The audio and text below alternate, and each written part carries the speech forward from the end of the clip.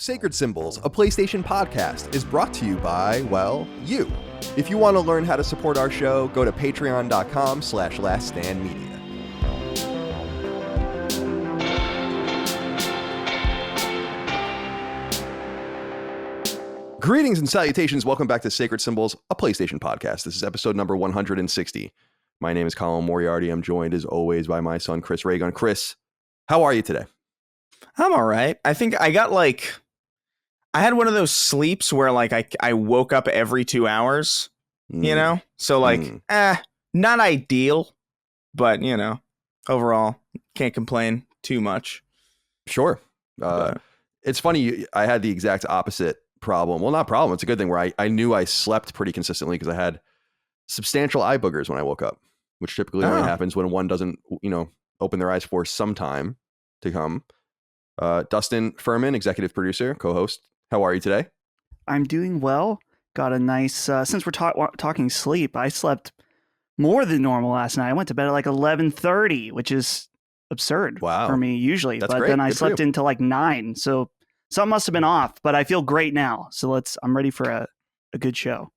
Well, it's good to see everyone out there and be here with all of you today for another episode of Sacred Symbols, a PlayStation podcast. Remember, you can support us on Patreon, patreon.com/laststandmedia, like more than 12,000 of you do right now. We really do appreciate it very much. We could not do the show without you. You get early ad-free access to every episode of this show. You get exclusive access to 2 episodes of Sacred Symbols Plus every week.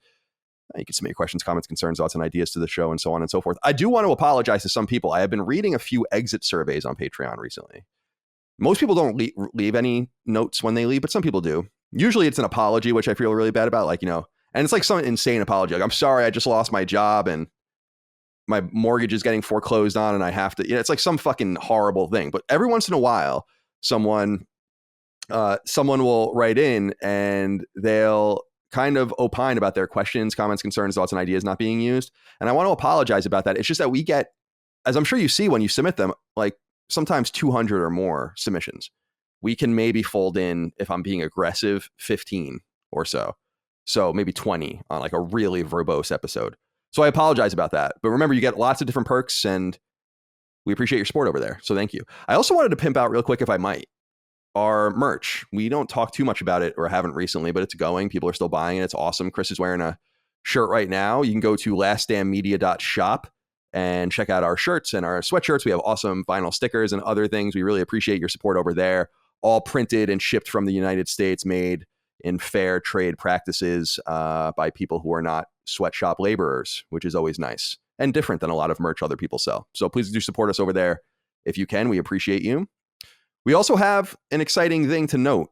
As we noted last week, we're doing a live show, a test balloon, as I call it, in Western Pennsylvania. That show is totally sold out. In fact, it sold out in about 30 minutes, only to patrons. It never even got exposed to the non-paying audience, which we're sorry about. So I wanted to make a couple of notes about this, guys, before I pontificate further. The big thing is, and I know this is bad marketing and I don't care, is that of course we're going to record the show. Of course we're going to record the show.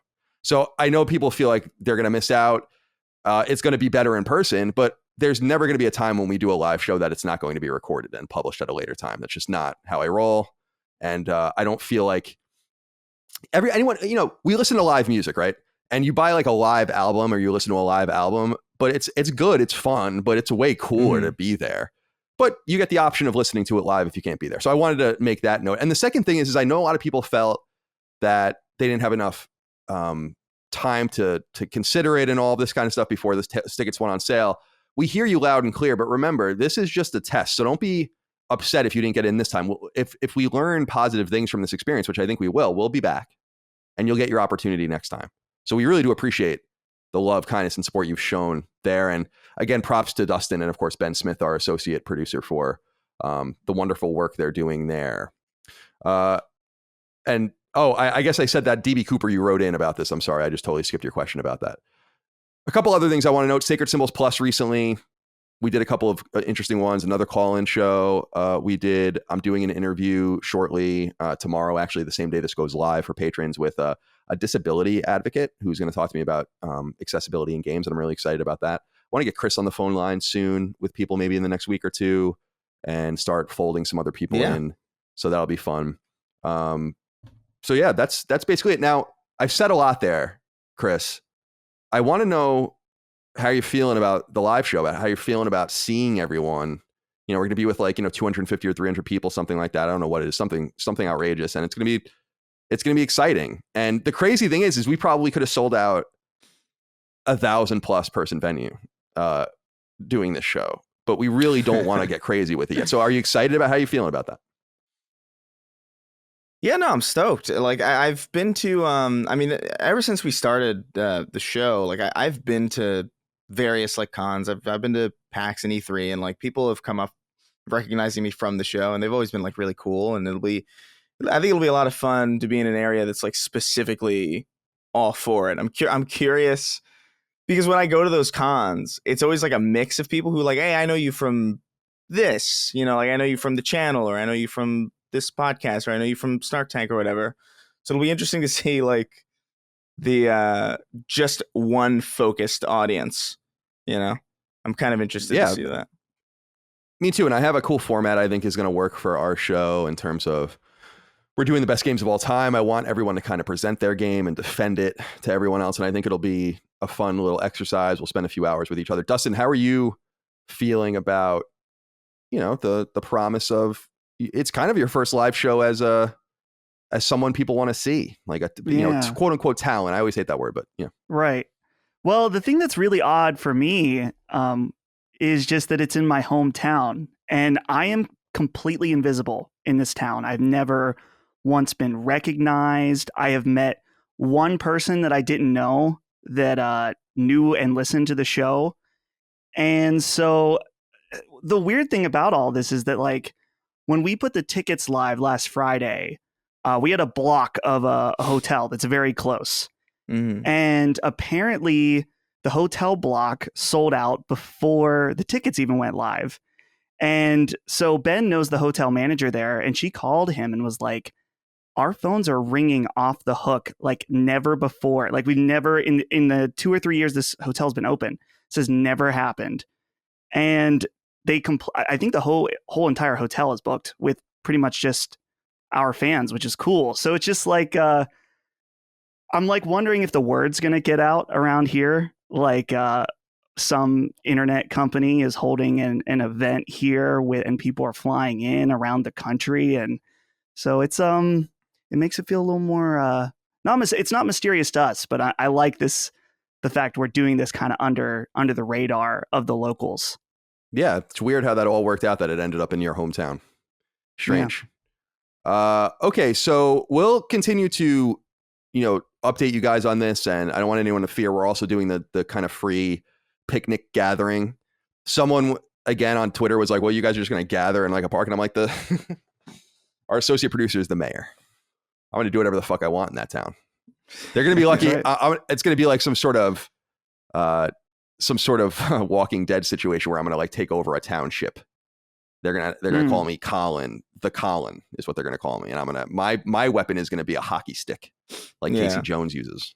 They're gonna rename the town after you just for that day, though. Do you remember when they did that with Conan O'Brien? They named that college Conan O'Brien College, but only for 24 hours on a Saturday. I love it. It's great. I'm excited about this. Thank you so much for your love, kindness, and support out there for all of that. Sacred Symbols Plus, Patreon, merch. We appreciate you. All right. Wanted to say Vita. So July 20th has passed. Vita's entire library now exists basically on the shop. I think a few more games will trickle forward, but I wanted to let everyone know it's kind of, now this thing's kind of frozen. It is what it is. And pretty interesting. We ended up getting an update out for Habroxia 2 on there, which I'm pleased about. A couple other things to note here, just quick notes before we get into more earnest conversations. If you go to the PlayStation blog, the official PlayStation blog, there is a write-up and new video for Ghost of Tsushima and the Iki Island expansion. And I don't want to watch the video and I don't want to read about it because I want to go in surprised. But if you want to go check that out, you're more than welcome to. I thought I'd let everyone know also, Chris, I'm curious what you think of this. The HBO series for The Last of Us is tracking at more than $10 million per episode, which means the first season will cost over $100 million. It's a massive investment in this IP. What do you think of that? Also in Canada, so apparently these numbers came out because it's doing massive benefits for this local community. and that's where I read it. So what do you think about that price tag? It's pretty pricey. Yeah, I mean, cool for that community, I guess. But I I feel like there's a lot of I don't know, better ways $100 million could be used. But that's just me. Yeah, it seems excessive. If you're a games company, Yeah. you know. Yeah, it's. I mean, that's basically now HBO is paying this. Who knows what Sony is investment in this? They might just be getting licensing money for all we know. But Dustin, what do you think about that $10 million price tag? I find it extraordinary just because the first season of the HBO Last of Us will have cost more than The Last of Us cost to make, the original. Wow. Oh man, that's a very interesting comparison to make. It is cool. It's cool in a way because we're seeing these like very inflated budgets for television, like Amazon. This was a report back in April, but they're spending $465 million on the first season of Lord of the Rings, the new like prequel type show that they're doing. And so to see HBO also like be like, yeah, we're going all in. It's good. It's HBO needs something. They kind of haven't really had a huge mainstream hit since Game of Thrones ended, and maybe they see this as that next thing. They already have a launching point of the already established fan base of Last of Us, so maybe this spells some confidence. Yeah, it could. It's a mighty investment, and I was caught by that. I'm more and more interested in doing it, and I don't know if I said this, but what I would like to do, might have said this in passing, either on the show or privately to one of you, but it would be fun is when the show appears. I think it won't be on until 2022, but when that 10-week run, one of the 2 episodes of Sacred Symbols Plus every week will be a discussion about the show. I think that would be really a fun way to incorporate more of the related PlayStation licensing and products that are going to be coming out. For instance, when PlayStation mobile games start coming out, I think we'll be covering them on the show. I mean, I feel like it's more essential now than PlayStation Mobile and all the Xperia stuff and all the stuff they've done in the past. And so in that same spirit, when these TV shows and movies and all of this come out, I think we need to find a place to discuss them. And I think Sacred Symbols Plus would be a great place to do that. So looking forward to that as well. One more note, GDC, Game Developer Conference in San Francisco 2022 will be in person. It's big news because GDC hasn't been in person for a couple of years. And it's also big news, and I think important news, because GDC, I've been to many times. I always said it was my favorite show, and it is, although I don't think the people that run it really like me. But it's just a show where you just go to different sessions of people talking in very granular ways about the way they make games, about the way they sell games, about the way games are conceived and all of the rest. And it's just fascinating. All of it is put up on YouTube later on. But it's important to note that this is in person because this is a great place for developers to meet each other, for indies to meet publishers, for money to find games, et cetera, and so on. And so I think that post GDC, I think the summer of 2022, we'll have GDC in the spring, summer E3. I think that summer is going to be very explosive in terms of game announcements, deals. There's a lot of money in the wings right now. I can tell you, I talk to people. There's money on deck waiting to be spent. GDC is a great place to find people that want to talk to you, take meetings, and all the rest. So wanted to give a shout out for that. Now, a more serious topic, Dustin, I wanted to kick this one over to you. This came out last night from the time in which we're recording, and I haven't gone through most of the legal documents that have not been shared more publicly. But Activision Blizzard is being sued by California. The state of California is widely reported for, and IGN reports, frat boy culture and sexual harassment. This follows a multi-year investigation by the state, and you can check out the full details of the lawsuit online. They're public as lawsuits are. So what did you make of this? This is on the back of a lot of drama at Ubisoft, and I actually talked a little bit about that on David Jaffe's stream when I was on there last week. What do you make about this new outpouring of information of the culture of some of these massive publishers? I think the most interesting aspect to me, not that this makes to dismiss other claims, but this one feels more solid to me in the fact that it is from a 2-year investigation by the California Department of Fair Employment and Housing. So this isn't just I don't want to say just. I want to make sure I portray this right way. This is beyond some employees coming together to expose the company, right? And there can be validity to that as well. But this is Activision Blizzard, you have to imagine, is sweating right now, especially if these accusations are true. It's a 2-year investigation. And I'd be curious I don't know how it works when actual state governments file suit against companies. I'd have to imagine that they wouldn't do that unless they were pretty confident they would win. But it's been interesting. Activision Blizzard has put out a statement as well saying that they believe that DFEH, which is that organization through the state of California I mentioned a moment ago, included distorted, in many cases, false descriptions of Blizzard's past. And they said they've been extremely cooperative with them. So they're already kind of put out a statement that's saying that, this is not as true. They said it's distorted, which is not a complete denial, which is kind of interesting as well. But some of the stuff in this report, very bad, very bad. And it's this is one of those situations where I am very happy to see them go to court. I would love to see all the evidence laid out, and if these things are true, then yeah, people should pay for that because it's not good. Yeah. So Chris, just to lay into some of these specific, I guess, accusations, there's a whole vertical of accusations about women basically being ignored and or passed over and or kind of paid less or whatever in the corporate structure. So there's this whole discrimination angle. In addition to that, there's a whole angle and vertical of inappropriate behavior at the studio, which I think is its own vertical. So people saying and doing inappropriate things. And then there is a third vertical, which I think is maybe the most serious, which is the overt sexual harassment of women. So I think there's these 3 verticals of complaints in the document. And so what in your mind is going on here? I mean, it seems pretty grisly, dude. Like some of the stuff in there was sincerely shocking to the point where I don't even really feel comfortable saying some of the stuff, because it's this doesn't necessarily surprise me so much as it does, especially just because Activision's been raking in so much money for so long that it seems to me like, what's the saying? Absolute power. Oh, absolute power corrupts absolutely. Yeah.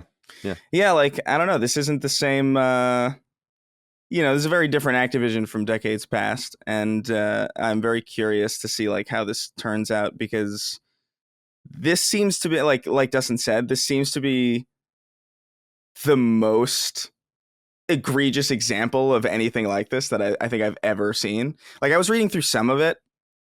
I skimmed a lot of it because it's so much.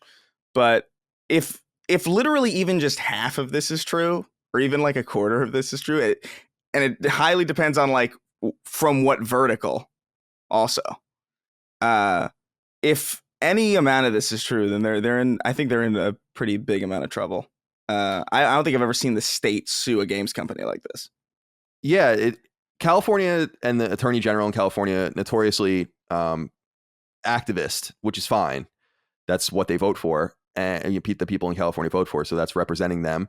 And it's less cut and dry, because it's not like the state is charging someone with murder. This is a more white collar and civil kind of situation, with the exception of a few of these overt could be harassment.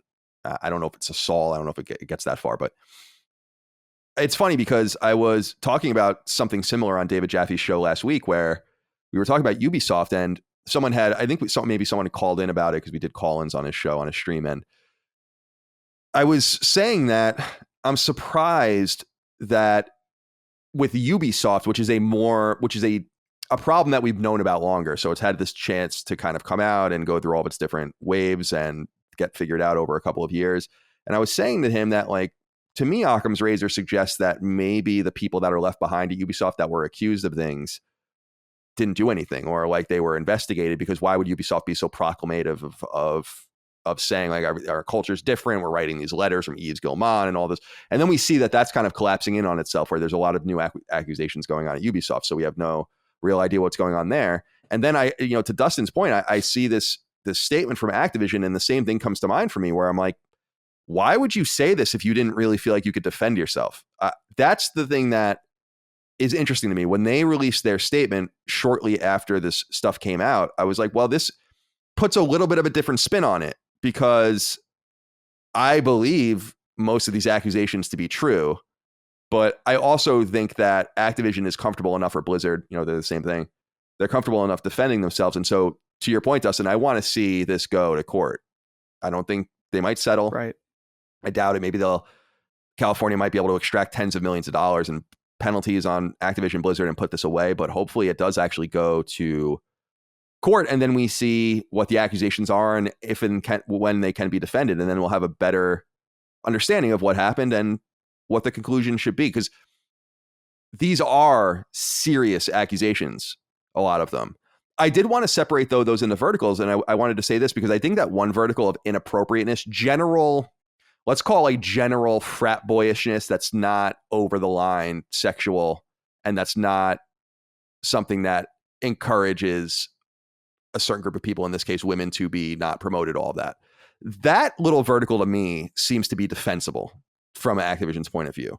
We're a video game company. We hire man children, basically, that never grow up.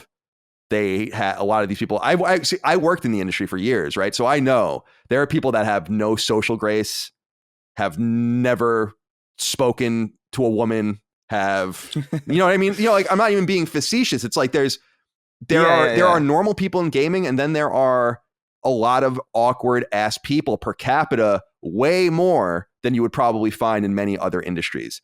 And so that particular vertical might be where Activision is willing to defend itself, saying like, well, yeah, this guy played Call of Duty all day and didn't work. I mean, it's, we're a video game company. But I think they're going to have a harder time defending these other things. And I think that's where people want to go at them. And that's where I want to get more information extracted. We're going to talk about this a little bit more later when we talk about Sumo Digital, because I want to talk about now our own complicity as gamers and consumers in this entire ecosystem. But I'm going to save it for now. I just wanted to make sure to bring that up so people knew what was going on there. And likewise, and I said earlier, Ubisoft is dealing with a whole smattering of new accusations out of its home country of France. And basically, they're being accused of, quote unquote, institutional sexual harassment. And this comes on the back of what I was saying prematurely, I guess, on Jaffe Stream, which was maybe Ubisoft is evening things out, but it seems like it's just getting worse and worse for them. So keep an eye out on that as well. This podcast is sponsored by BetterHelp, and Sacred Symbols listeners get 10% off their first month at betterhelp.com/symbols. So I'm probably not telling you anything you don't already know when I say that being truly healthy requires attention to body and mind. Tending to your physical well-being is rather straightforward. Eat some healthy foods, exercise, limit your vices. But the mind is a harder nut to crack, and this is where BetterHelp and their dynamic approach to therapy comes into play. BetterHelp is customized online therapy that offers video, phone, and even live chat sessions with your therapist, so you don't have to see anyone on camera if you don't want to. Now, I'm a pretty anxious dude, most of you listening know that. So it's super attractive to someone like me to be able to get help from a qualified professional without having to say, go sit in an office or even on a live stream or phone call. Much like exercise equipment or navigating a produce section can be a daunting task for someone trying to be healthier physically, trying to cater therapy to your specific needs can be an equally daunting prospect when it comes to your old noggin. And I'm a true believer in the power of therapy. It can help you with all sorts of problems, ranging from a lack of motivation or a bad temper to issues surrounding anxiety, depression, and more. The reality will always be the same. To be human is to struggle. That's our condition.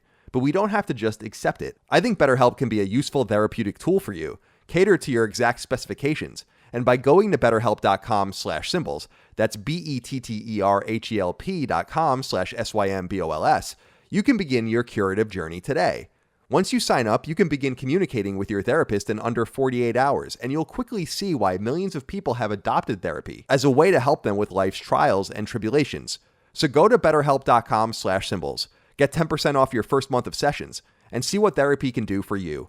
Embrace getting better and being well at betterhelp.com/symbols. That's betterhelp.com/symbols. And then I just wanted to let everyone else know as well that, and this just came out, if you go to PlayStation.com or just search on Google you can get 6 months of Apple TV, like Apple TV Plus or whatever they call it, the streaming service, for free, just for owning a PS5 and then unifying your name, like your Apple name, to your PlayStation name. So if you're interested in that streaming service, you can go check that out as well. All right, here we go. Alex Shute wrote in and said, "Look, fat blessed day. I'm surprised that none of you mentioned when talking about the reveal of Steam Deck that we are now able to play AAA PlayStation Studio games on the go. We have Horizon and Days Gone handheld now, with the addition of probably God of War and many other first-party outputs. Surely this is a bigger deal, even the death, given the death of Vita under his eye." Alex, what's with all of the weird Handmaid's Tale references? First of all, the bad guys say "blessed day" and "under his eye," and they're fascists, so maybe not wanting to say that necessarily. Okay, so Chris, what do you think about this? We have a handheld PS4, some people are claiming, through the Steam Deck. I guess so, but I'm still not, I think it's a great idea. I'm happy that this is happening, but I see some optimism in the PlayStation family, like, oh, this is kind of giving us what we want. And I'm like, well, didn't we want a PlayStation device?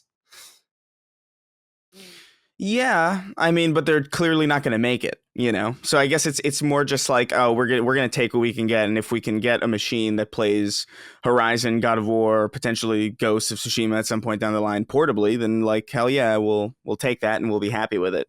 Whether it comes from Sony or not, because ultimately I think there is validity to this statement. Like, oh yeah, we finally got this machine where we can play, God of War on the go. But my mind just keeps saying, who is playing God of War? Who wants to play God of War on the go? Like, who wants to play The Last of Us 2 on a train? Like, I don't understand that part of it, because I feel like oh my God, what's that director who always gets mad at people watching movies on their phones? Do you guys know what I'm talking about? Christopher Nolan. Oh, or is it J.J. Abrams? One of the two. No, it's like no, you're talking about the David old Lynch. Dave. Yeah, I was thinking of someone else even entirely, like the guy that anyway, the guy that does all of the mafia movies. He's always mad about it too. Oh, Scorsese. Yeah, Scorsese. Yeah, that's what I was thinking. It reminds me of that, where it's like, maybe I'm channeling this attitude a little bit too much. You can tell me if I am, but like, I feel like things like The Last of Us and God of War and like Ghost of Tsushima, I feel like playing them on a handheld, I don't know, I feel like that robs a lot of it, personally. Like, it might be cool in theory, but like, I don't see you really getting invested in a game like that in a public place. Like, I think there's a reason why the DS and the Game Boy and the PSP and these like kind of not gimped, but like more appropriately powered handhelds were so successful. And I think it's because they scaled the type of games that people would play in association with where people would be when they would play them. So like stuff like WarioWare and on DS and stuff like that was a perfect DS game, and even Phoenix Wright, something that's a little more story heavy, but like super simple and like really like easily digestible. I don't know if God of War is exactly the kind of game that people would be playing portably, even if they could. I could be wrong. I'm sure there's like a couple people out there, but I would bet that most people, if they had the option to play God of War on a PC or a portable, would probably pick the PC. That would be my guess. But so the Steam Deck just confuses me just from like a who is this for standpoint. It's really exciting and really cool because there are definitely certain games that I wish were portable that are now able to be, but I don't know. I think people are getting a little blown away or carried away with this. Hey, this is the solution to the lack of Vita. You're not going to be getting those good Vita games now. It's just going to be ports of, not even ports, but like just like PC versions of previous games you've already played. Yeah, it's a good point. And Dustin, I think it's kind of a mirror of what we even experienced with Vita 10 years ago, when everyone was saying a lot of the same stuff that Chris was just saying now, where it's like, well, why would you want to play Uncharted on a handheld when you can play Uncharted on your PS3? And I remember USP Shuei Yoshida on Twitter once saying, like, roasting someone saying like, does your iPhone have Uncharted? And it seemed like in 2011 that was very clever and fun, but it didn't end up mattering. In an ironic way, God of War is a good example because we got 2 God of War games on PSP, and Sony didn't even really seem that worried about bringing it ever to the new one. In fact, the most AAA game we ever got out of Sony for Vita was at launch. And so there is some sort of dissonance here about what a handheld is supposed to be. And I think Vita got caught in that crossfire already, which is why I think Sony is gun shy this time. Right. I was just thinking, Chris mentioned, inevitably someday The Last of Us Part 2 will be on PC and thus on Steam Deck. Just imagine someone playing that on a train and like a passerby looks. I'm thinking a very particular murder scene, but I'm not going to say which one for spoilers. Yeah. But just someone like, what the fuck? Like, just like horrific shit. But yeah, I don't know. The Steam Deck, I'm the thing for me, I think this relates is, Chris is talking about like the types of experiences that you wouldn't want to have mobile. I think the other concerning thing is just beyond that, and that you can't just put a PC game on a 6-inch screen or whatever, and it's going to like the UI is going to be right. Like some of these games are not designed to be played like that. So I'm willing to bet that at launch, there's going to be definitely some growing pains where people are like, this game's great, but the text is like 2 millimeters tall and I cannot read it on this thing. So who knows? Yeah. Oh my God. God of War's old text menus on that screen. Yeah, you'll need like a magnifying glass. And we see that already. We see this problem with ports that come to PC that are kind of half-assed. I remember specifically, it was Kerbal Space Program, I think, that came to PS4, and it was just horrible. Like it was literally just put onto the PS3 as it was, and you can't play it like that. So yeah, we'll see how this thing does. I do like, as I said last week, I do like Valve's moxie, and I appreciate them trying to do something new for them. Finally, before we get into what we're playing, Joey wrote in and said, what's your go-to beverage when gaming? Do you even have one at all? Is it Pepsi, Coke, or water? Something else, presumably, maybe. Mine is water. Dustin, what do you like to drink when you play video games? I mean, I just drink the same favorites that I always drink, whether it's coffee or I do like a Coke or a Pepsi, of course. I don't like to drink beer or alcohol when I drink because I don't drink very much at all nowadays. So if I have one drink, I'm going to be slightly impaired, and it means I'm going to play like shit. And I just don't find playing video games drunk fun at all. So not never beer, but I usually avoid that. What about you, Chris? Where are you on drinking during your, drinking anything during your? Yeah. Not alcohol. I don't drink alcohol. I'm for the same reason that Dustin. Like I can't. It frustrates me after a while. Like because like unless like it's like the whole point where it's like, hey, let's all play like Mario Kart and make a drinking game out of it. It's like, that's hilarious. That's fun. Like I'll do that. But like if I'm just by myself and I'm gonna be like, yeah, I'll have like 8 shots and I'll go into Trials of Osiris and Destiny 2 and get my shit pushed in. I'm like, I don't want to do that. That's not fun. That's so aggravating to be in a state where like you play this game that you usually play well terribly, and you're too impaired to even think properly about like how you should handle the fact that you suck. Like it's Dude, not a good place to be. Chris, one of the first times I raided in Destiny 1 for Vault, we paired up with some randos and we could tell that they were drinking.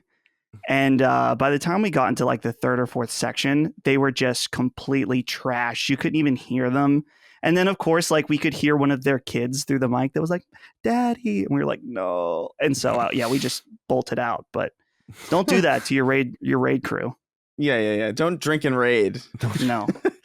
But I don't know. I stick to pretty generic stuff. Like I'll drink like a Smart Water, or like if I'm feeling like I want a little bit more refreshment, I'll get like a lemonade or like an Arizona iced tea, like a lemon. How about a whole gallon of iced tea? Sometimes, on occasion. I'm the only one who drinks it here, so I have free reign of the gallon, so I don't even have to pour anything. I don't have to dirty a dish. I don't have to like find like a solo cup or anything. It's just like, there it goes, it's mine. Fuck you. Drinking out of the carton, I will say, is like one of the most liberating things that any human being can possibly experience. Dude, that It's was like it's great. Carrick, when he was doing Duke, he would just have a 2-liter. I don't even know what it was, like Walmart brand, some kind of mysterious off brand, like Mountain Lightning or something. And he would just drink that straight from the 2-liter. And I never respected him more than seeing a man do that. Just or woman. That's a person who knows what they want and they goes and they get it. I appreciate that. Sure. Well said. Yeah, I stick with just the water, my smart water, which I just, I refill with just the door water on my fridge a couple times, so I don't just throw the bottle right away. But I like having a new crisp bottle of water, and both in this size and in the squeeze bottle size. I go through quite a few of those. I drink Pepsi every day with my dinner, but I don't like drinking sugary drinks when I'm not eating. I feel like it doesn't work for me, really. If I'm not eating, I want water. But if I am eating, I don't want water. That's basically the rule of thumb. Interesting. I think I understand that entirely somehow. Yeah. For me, it's not too complex. Yeah. Sitting down with a pop, as we would say here in Western PA, a pop. Like last night, I turned on The Sopranos and I had a drink and it was like perfect. Just the little fizzy. So interesting. That's only while you eat, though. Yeah, I like a Coke or a Pepsi just makes so many things better. Like just washing it down the old gullet, like an American. All right, let's see here. Let's get into what we're playing. Chris, we'll start with you. You're not playing anything, are you? So what's going on with you? Are you moving, or what is happening with your life? Well, yeah, that's kind of the thing. I'm like setting up everything. The idea is August 28th, so the end of August, I will be on my way. Cool. To Nueva York. Cool, man. So, that's exciting. Are you excited? Yeah, I'm a little, nervous. It's a little scary, but just because I don't know, moving across all my shit across the country feels daunting. I know you've done it. Although I think you sold a lot of your stuff. Yeah, I sold. I probably I got rid of all my furniture, and then and my TVs and stuff, like everything. I think the biggest things that I saved were like my G.I. Joe collection, my games, and like I just shipped everything on FedEx. You might remember, like I would go to FedEx like every couple of days in December with just like a box or two of things and just ship it. And I was just shipping all my shit to my mom's. And then so I don't suggest moving like that, but I must say it didn't. If you are a minimalist, because I ship my guitars and stuff like that, so those got shipped, but because I'm seeing your guitar in the background. But if you're somewhat of a minimalist, which I think you kind of are, like if you could shed your TV, your bed, your desk, then it's actually not that expensive. I think I probably spent like $1,000, and that's not that much when you consider. Didn't we talk about this at the time that I was like astounded that you could even do something like that for $1,000? Like how it's like the Louis C.K. thing about flying in an airplane and why you shouldn't get mad because it's so extraordinary. I was thinking the same thing. I'm like, it's so much money, but I'm like, someone is literally just bringing all of my shit 3,000 miles. It's pretty crazy. What are you going to do? How are you going to play it? I'm still kind of working the kinks. I am a minimalist. I have no problem like shedding most of my stuff, but at the same time, I do have a lot of camera equipment that I just don't feel like reacquiring, and also it's just like it would be a bitch to sell. And also, like, I really like this TV. This is like the perfect TV, and if I could get it across the country, I would. And this desk is like a really hard to find desk as well. So like, I'm gonna have to ship some furniture. So I'm thinking like, I don't know, I'll get like a small. I'll do like find a moving company to do like a small truck, fill it with some of the stuff that I absolutely need. I want to keep my wall art because I just like my wall stuff, but I don't know. Just working on it. I think probably I'll have everything sorted out by the end of July so that I can start moving, but I haven't had time to really like sit down and I tried to play a little bit of a Plague Tale, but like my mind was just like, you got to get this thing done. I can't do it. I can't. I had to like step myself back because I knew that if I continued, I would not absorb anything. So, haven't played anything really this week. Yeah, I totally understand that. I remember in November, December of 2019, we were doing this show for over a year at that point, and I was moving. And yeah, people know it's so all consuming. Now that I own a house, as I've been saying for a year, and I know Dustin knows this and you'll know this soon, Chris, is it's like just like a quarter of your mind at all times. Like it's just constant things to do. I don't understand it, but Dustin, what the hell are you playing?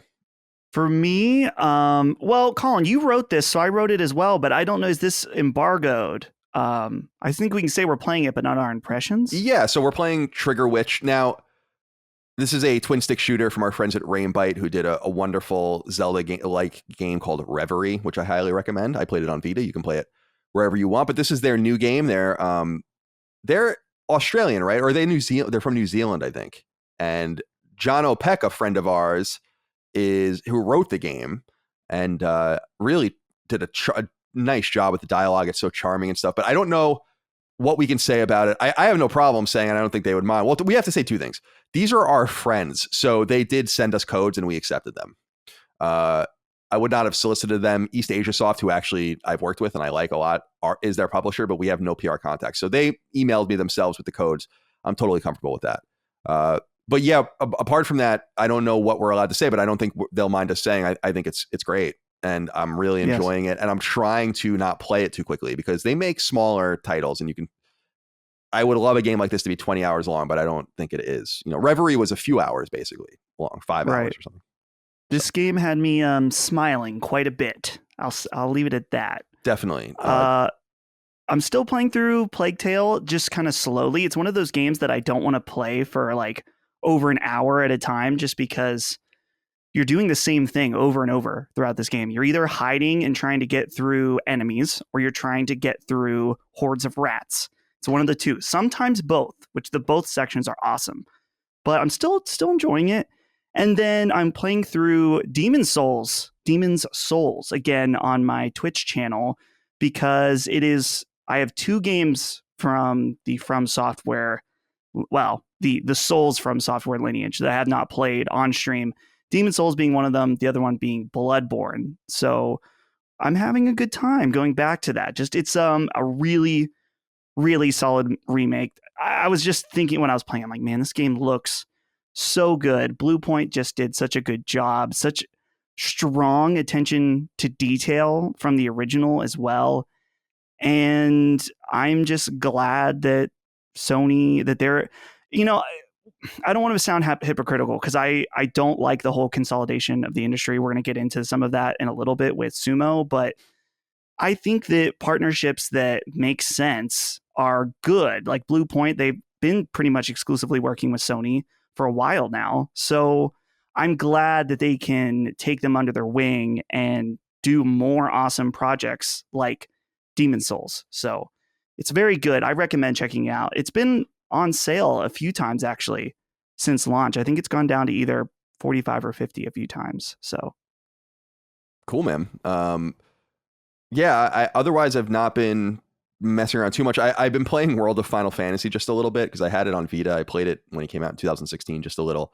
Game is very weird. I'm trying to understand it better. It's been on my mind where I'm like, I want to get this game a little bit more. I feel like it's one of those Final Fantasy spinoffs I just don't quite comprehend. And it's like, like what was that? Chocobo's Mystery Dungeon and all this random shit that used to come out. It's like one of those games where I don't quite get it, and I'm trying to get it more. So just spending a few hours with it on my Vita here and there. And it is kind of like Pokemon. It's kind of like Pokemon meets Disgaea in a way, because you're like getting creatures. So that's like Pokemon, but then you're stacking creatures on top of each other to make like these pillars. So that's like Disgaea. And then you use them in battle. I don't know what to think of it. I'm in this space right now because I downloaded Metro Exodus and I was going to begin that. Then I got the Trigger Witch code, so I started that. But I'm in this space right now where I'm kind of just hungry for something that I don't know what it is. Someone actually wrote in, we didn't use the letter, but remember Zombies Ate My Neighbors and its sequel? They were supposed to come out already on PS4 and PS5, but they haven't. They've come out on Xbox and Switch and PC, but they're not out. I was kind of looking forward to that. That never materialized. I don't know what's going on there. And then I was thinking about some other titles like from the past that I might want to play, like maybe a Tales game or something. I think Tales of Arise is the next game that's going to really capture me. And the prelude to that might be Hades, which comes a couple weeks before to PlayStation 4, and I'll finally play it there. So that's basically all I'm messing with. But I wanted to throw in this inquiry from William Outlaw on Patreon. He says, "Hey guys, I've been playing Plague Tale recently and noticed that it has incredibly well implemented PS5 features. The DualSense feels great.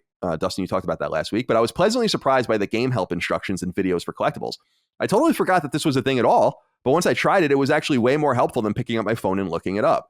Now, over 6 months in, what third-party game has the best PS5 implementation of DualSense game help or loading, etc.? I wanted to throw this in because I don't feel like I've played any third-party game that does this very well. Each one that I play goes there a little bit, but not all the way. And the only games that I have used the game help videos on, and they were very good, was Astro and then Ratchet, actually, to get some of the gold bolts. And I feel like this needs to be, I don't want to say needs to be because you don't want to put barriers in front of developers, but Sony should kind of slip into certification something about like, you have to do something with these. It's the same thing when Sony, I don't know if you guys probably want to remember this, but Sony turned on trophies in mid-2008 and still many developers were like, eh. And so what they did was like, if you release your game after January 1st, 2009, it has to have trophies. And that just forced everyone to do it and adopt them. So maybe they have to do a similar thing here where it's like, can you do something? Can you have some counters? Can you have some game help videos? And I know, for instance, that, and I think this is awesome, Tom Happ, who's making Axiom Verge and made Axiom Verge, is making Axiom Verge 2, says the reason the PS5 version is going to come later than the PS4 version is because he wants to fully utilize the game help features. And that's the first time I've ever heard anyone outside of first party or second party say that. Dustin, does anything come to mind for you from your third party experiences in this? Because I have to give it up to them. Like, it is good and it is easier. Like when I was looking up a gold bolt, I'm like, this is way better than going to Power Picks or going to Brian or something. I love those guys, but it is easier. And I don't understand why people aren't using it, especially on these massive teams that could certainly have their intern do this. Right. Yeah. I'm glad he mentioned that because I actually did use the game help one time for Plague Tale, and I couldn't believe that it clearly laid out the thing that I was confused how to do. I was like, oh, this is how this is supposed to work, as opposed to Resident Evil, where the game help is there, but it is not really that helpful. It'll have like a few points for each level, and it's just really not that great at all. As far as other implementations of DualSense, I'm honestly trying to think. Like I played Hitman, and it was like, okay. Resident Evil's guns felt kind of bad, in my opinion, with the haptic triggers. But I guess, I mean, I'm not surprised, though, that this early on, the best implementations are from Sony first party. I'd be curious to hear about some of the third party games. For example, Call of Duty Cold War. I played that on PC, so I don't know what the haptics were like. I know that they said that like each gun feels different, but you know, who knows? That's just marketing. I actually dabbled a little bit with the PS5 version of Cold War, and it's definitely there. I don't think it's anything particularly special, but I also think the adaptive triggers in general like are kind of like, I think the haptic feedback, like the I can feel the sand and I can feel the stone and I can feel the brick on DualSense when I'm walking across some landscape in Astro's Playroom. I think like the haptics are the thing that's most impressive to me about the DualSense, and I think the most objectively well utilized regardless. Like even if you have a game that doesn't utilize it well, it's never utilized in a way that's distractingly terrible. But like when I think about Godfall and its horrific use of the adaptive triggers to the point where like the game felt like broken, like busted in like a real, like a real way that I sincerely don't think I've ever felt like a game was more broken just by the way that a game was using controller features. Like it's inconceivable to me how they managed to mess up something so simple like swinging a sword and how broken it feels. But the adaptive triggers, I think, are just harder to program also. Like, because I remember I was playing Cold War and I was like, yeah, I mean, the controller is resisting me, but I don't know if I really want that when I'm firing a gun. Like I don't want to make shooting a gun harder than it needs to be especially in like a competitive environment. Like there's no way people are like in multiplayer with active adaptive triggers. Like there's just no way that they're doing that, because it's just, there's no reason to do that. It's just actively putting you at a disadvantage. So like, I don't know. I just wanted to mention Godfall as something that just completely did not utilize the DualSense well at all. Like it's the worst implementation of DualSense technology that I've seen, like without a shadow of a doubt. It's funny because Godfall must come up every so often and haunt the hallowed halls of this particular podcast, as it sometimes does. But yeah, the interesting thing about haptics is, and kind of the new Rumble features, and I don't know if you guys have noticed this, is when a game seems to not have programmed into it. I mean, I experienced it with Scarlet Nexus, for instance. When a game seems to just be dragged over to the PS5 and not really recoded in any meaningful way, the haptics, I don't know if you've noticed this, but when you get old style rumble in a new game on the controller, it kind of just turns over the motor and it sounds like a piece of plastic just falling inside the controller. I don't know if I'm explaining that well. Do you guys know what I'm talking about? Where it's not the same rumble, like it's not the same feature set. People need to figure out a different way to make it work. And these are early days. It reminds me of early days of Rumble on N64 and really more on PS1 and PS2 when it was just force. Remember, it was called force feedback because they originally, because it wasn't called Rumble really. It was because it was supposed to be like you're supposed to be shaking and it was like a one note kind of thing. And then they realized, well, it could actually be used in many other ways other than just making your hands fucking fall asleep, like, you know, Donkey Kong 64 or whatever game, you know, just wouldn't stop shaking the goddamn controller. So I feel like we're going to figure out a similar path forward with really clever uses. And the good news, unlike those early Rumble uses, is that the precedent has been set by a couple of games that are doing it really nicely. And Chris and I totally understand Chris's contention of competitive gameplay and all of that, but I love the adaptive triggers. Like, I think it's super cool, but I understand, I don't play competitive games, so I understand that would be a feature. I would probably play with a mouse and keyboard probably even if I were competitive. So clearly that's not what's important to me. So we just have to figure out a way forward with all this, but it's interesting. As far as the game help stuff though, I want to see that included more, and I hope that it is, because it has been authentically useful for me. I was skeptical of it. I mean, it's so grainy and low res and shit. It's comical how low res it is. I don't know why it has to be so low res when you use it, but it does work and it does show you exactly what you need to see. And it's smart. Like, it knows if you've collected one of the gold bolts, it won't show you that help anymore. It's cool. So check it out if you're playing Ratchet still. The internet is a splendid place full of mystery, intrigue, and if I'm being totally honest, plenty of outright horror. It's a global phenomenon which reaches into the furthest corners of our world. That's why rolling through the net with a virtual private network or VPN is much recommended, and why I think my friends at NordVPN could provide you with essential accompaniment on digital journeys both straightforward and roundabout. Now, VPNs have a host of benefits. When you browse the internet with NordVPN activated, for instance, you'll be immediately shielded with a whole array of encryption tools for your data, meaning you won't be the person the random hacker picks on with the airport Wi-Fi or at the local coffee shop. But if you want to get extra clever with it, and I suspect you do, NordVPN empowers you to do something very useful indeed: spoof your location. In fact, NordVPN's geolocation features allow you to essentially sign in to whatever you want from 59 countries around the world, and the possibilities of such a move should be immediately evident. Imagine, for instance, that you're American like me, but you want to watch the British version of, say, Netflix. With NordVPN, you can do that. It's easy. You can trick your connection into thinking you're all around the world, opening up a truckload of possibilities when it comes to accessing fresh content. And this bleeds into games too, since NordVPN works on computers, phones, tablets, and even some smart TVs and the very router you sign onto the internet with to begin with. You can access games from all over the world on, say, your laptop. How couldn't I recommend this to my audience, always hungry for the latest and greatest in entertainment from all around the world? Well, I do recommend it, boys and girls. I recommend NordVPN not only for location spoofing, but also for security and all the rest too. So here's what you do. Go to nordvpn.com/symbolsvpn or use the code symbolsvpn at checkout to get a 2-year plan plus a bonus gift with a huge discount. And there's literally no risk at all. In fact, NordVPN comes packing a 30-day money-back guarantee, so you have nothing to lose. Nothing but your pride and ignoring this amazing deal. So start exploring all that a virtual private network can do for you by heading to nordvpn.com/symbolsvpn. That's nordvpn.com/SYMBOLS-VPN to begin your online journey anew with NordVPN as your co-pilot.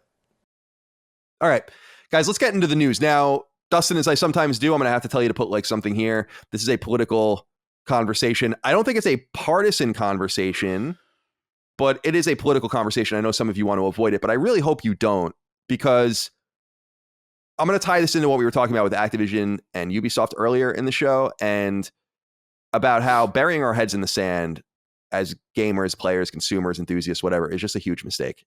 So here's the story. Number one, Chinese mega corporation Tencent has struck again, purchasing another large gaming entity.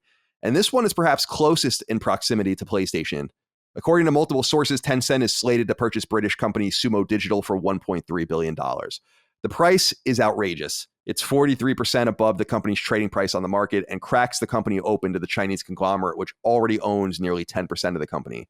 The deal will be conducted entirely in cash, and though freshly minted millionaires many, many times over, Sumo's founders and C-suite executives are slated to stay in place. Carl Cavers, who is the CEO of Sumo, said in a mystifying statement, in part, quote, "The opportunity to work with Tencent is one we just couldn't miss. It would bring another dimension to Sumo, presenting opportunities for us to truly stamp our mark on this amazing industry in ways which have been previously out of reach. Tencent has a strong track record for backing management teams in their existing strategies.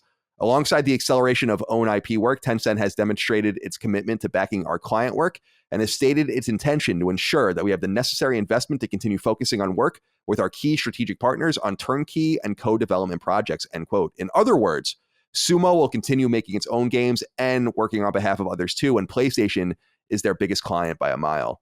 This, for the first time, brings Sony into an intimate relationship with a partner that has maximally shady foreign ownership, in this case in the form of Tencent, which is widely acknowledged to be an organ of the ruling Communist Party of China. Tencent's holdings in the gaming industry are growing at an alarming rate. Remember, Tencent owns 100% of Riot Games, the creators of League of Legends. They own most of Supercell, one of the biggest mobile game companies in the world. They own 40% of Epic, about a quarter of Don't Nod, a fifth of Marvelous, 5% each in Ubisoft, Activision, Remedy, and Paradox. They control a majority of companies like Clay and Jaeger. They have unknown holdings with Roblox and Platinum, and even have their hands in Discord. They have never voluntarily divested from a gaming entity they've put money into and tend to gobble up companies slowly, which they did with Sumo. Sumo Digital, founded about 2 decades ago, was at one time best known for its work with Sega, particularly with the Virtua Tennis, Outrun, and later Sonic series, amongst others. They leaned into Sony from the beginning too, and were responsible for 2014's Little Big Planet 3 on PS3 and PS4, and Sackboy: A Big Adventure on PS4 and PS5. Cody Smith wrote in and said, "Hello, podcast buds. Tencent buying Sumo Digital Limited is yet another distressing example of Chinese conglomerates eating their way into the video game industry. I know this topic has been discussed a lot on this podcast lately, but I think we all know it's very important. Here's my question. Do video game companies have an almost moral imperative not to sell themselves to Chinese companies or companies tied to other problematic countries or regions? I know Colin is a self-described capitalist, and I am one as well, but this is a very chilling trend that could easily threaten video gaming as a whole, not to mention everything else. Thank you for continuing to discuss this both on the podcast and on social media. Much love." Thank you for writing in, Cody. We appreciate it. Dustin, what do you make of this situation? So, Colin, maybe you can answer this. I don't know. In a situation like this, he asks, is it a moral imperative not to sell to China? When you're presented with an offer from someone to buy your company for, what was it, 43% above its market value. Above the market value, is this something that comes into the fiduciary duty to your stockholders to like instantly sell? I mean, I don't know how that works. I just don't know. It's a totally valid question. I don't know. Yeah. And it sucks that would be the case. I don't know. Since Sumo Digital is a British company, their laws may be different. This is like definitely a question for Rick Hogue. He would definitely know the answer to that. But let's just pretend that that's not a possibility. Man, I'm sure that like it's a very difficult thing. I don't think we can just say like it's easy to say no to you and all of the other management at the company to become insanely rich instantly. Like that is a desirable thing to say yes to. So like I don't envy that choice, but at the same time there is something to be said about the moral aspects of it. We've talked about like the CCP has known concentration camps. Like a few months ago, there was a story about wigs that were exported from China that were human hair. Like, this isn't just like, rumors about concentration camps or rumors of humanitarian crises happen, whatever the word is. Mm-hmm. This is like legit fact-based things that are happening. So it's like, you have to take that into consideration strongly. I mean, to me, I guess when you think about it, it's like that probably should be like, is it worth becoming you and all your friends becoming multimillionaires at the fact that you will be run by a company that is strongly connected to a government that is committing genocide? That should, I guess, now that I see, when you say it like that, probably should be a non-starter. Yeah, I agree. Before I say what I need to say, Chris, I'm curious to bring you into this and just get what your take is. I think it's relevant, and I wanted to bring this up to see how you feel about it. But your favorite developer, Bungie, is also owned by a Chinese company, isn't it? And I think they received like $100 million from not Tencent, right? It was something. It was another one. Yeah, it was a different company, I think. And there are two Chinese companies that like. Yeah, NetEase is the company, which is NetEase, which is not, I don't think, as well.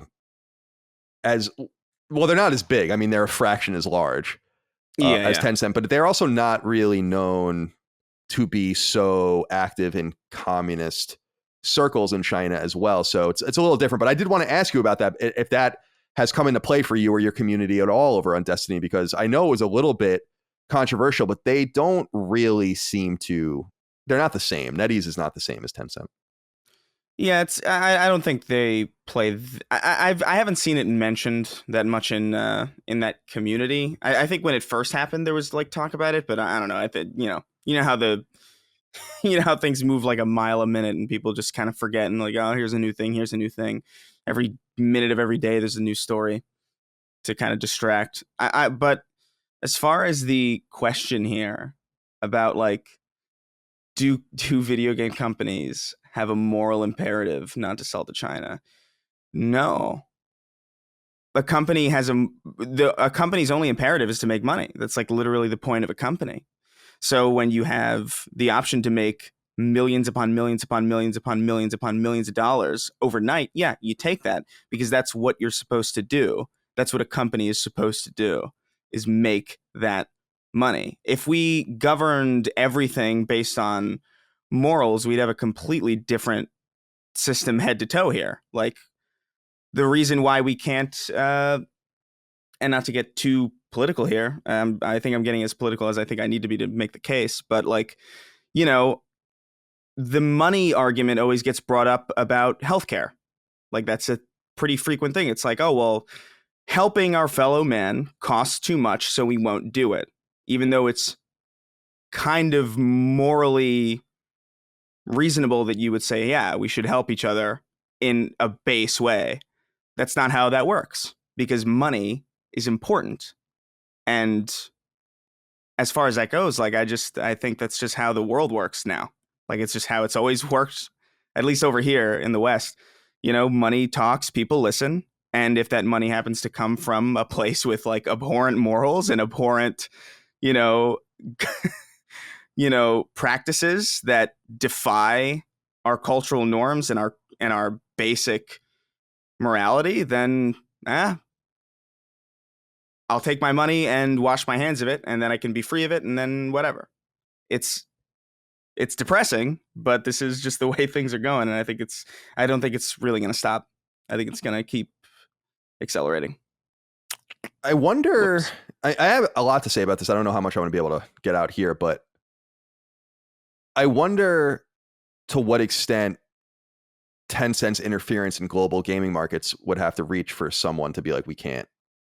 In Washington or in London or whatever, be like, we have to do something about this. The only reason I say that is because, as we discussed last week or a few weeks ago, maybe, Huawei, which is another Chinese mega conglomeration with CCP connections, like, is not allowed to work is not allowed to do its thing in the United States at all. in terms of like what it wants to do with 5G and all of those things, because we don't trust them. We don't believe that they're not an organ of the Chinese Communist government and all of that. Now, these are lesser deals, and people have been saying this to me too, and I guess I shouldn't have said it on the show where I kind of flippantly was like, yeah, if someone offered me enough money from Tencent, I would sell. You know what? No, I wouldn't. And the reason I say this is for two reasons. Number one, if there's interest from Tencent in whatever I own, then there's interest from someone else too. And the second thing is that I think that there is, and I disagree with you guys, I think on this, I think there is a moral imperative at this point that is extra economical, that doesn't fit within the confines of free marketeerism. But I'm not really a free market person anyway. I mean, I'm always told that I'm a libertarian, but I haven't called myself one in many years. And I believe in protectionism and all this kind of stuff. So of course I'm going to believe in trying to remove ourselves from a uneven and really unfair political situation with a government that not only mistreats its own people, and that's one whole huge part of it, but also undercuts its own currency and manipulates markets to get better deals and just does really heinous shit. They're a fucking complete menace to their neighbors and to their local geopolitical area in the world and all of the rest. The Chinese government is malevolent and evil. And if people need to hear that, then that's what they need to hear. Doesn't mean China's evil. Doesn't mean Chinese people are evil or Chinese culture is evil. None of those things are true. Of course, that's not true. But we're talking about a communist dictatorship with 1.2 or 1.3 billion people within its boundaries. And Tencent, I was reading about this. So about 1 in 12 people in China are dues paying, in quotes, members of the Chinese Communist Party. So they have about almost 100 million members. So that's something like, I don't know, 7 or 8% of people. Tencent, their employees are members of the Chinese Communist Party 3 times more per capita, almost 25%, and have known tendrils to the CCP. And the reason that this matters is not only because of the CCP's malevolence and evil, non-voting, dynastic shit that they have going on with their non-dynastic communist dictatorship and all the concentration camps with the Uyghurs and all of that aside, which is a huge thing to put aside. This is a company that is openly tethered to a communist dictatorship, and everything you do is going to be tied to that communist dictatorship. And if you are owned by a company that has Tencent's money, then you are complicit in the things they are doing. We can't live, as I've said many times, a moralistic economic life. But there comes times when big choices need to be made. And someone needs to stand up and say, like, no, we won't sell because it's scary for us to be involved with them. I brought up this quote, again, from the CEO, Carl Cavers. The opportunity to work with Tencent is one we just couldn't miss. Who the fuck has ever you know said what he's that? saying when he says that? What'd you say? No, I said, you know what he's saying when he says that? He's like, the opportunity to work with $1 billion, right, is something that we could not miss. No, that's exactly what he means. But he's not, they're not, see, none of them can be honest. It's like what I always say about that website GameBite or whatever that's owned by Tencent, where it's like, you'll never see anything honest on that site about what's going on there because they can't say it. And you know what? The second I see one of these companies release something that calls, Taiwan a free country or Hong Kong free or something about the Uyghurs, when any of these companies that I rattled off do something like that, then I'll recant everything I've said about Tencent. I will, but it's not going to happen. And there's a chilling effect when you let in entities into creative fields like this.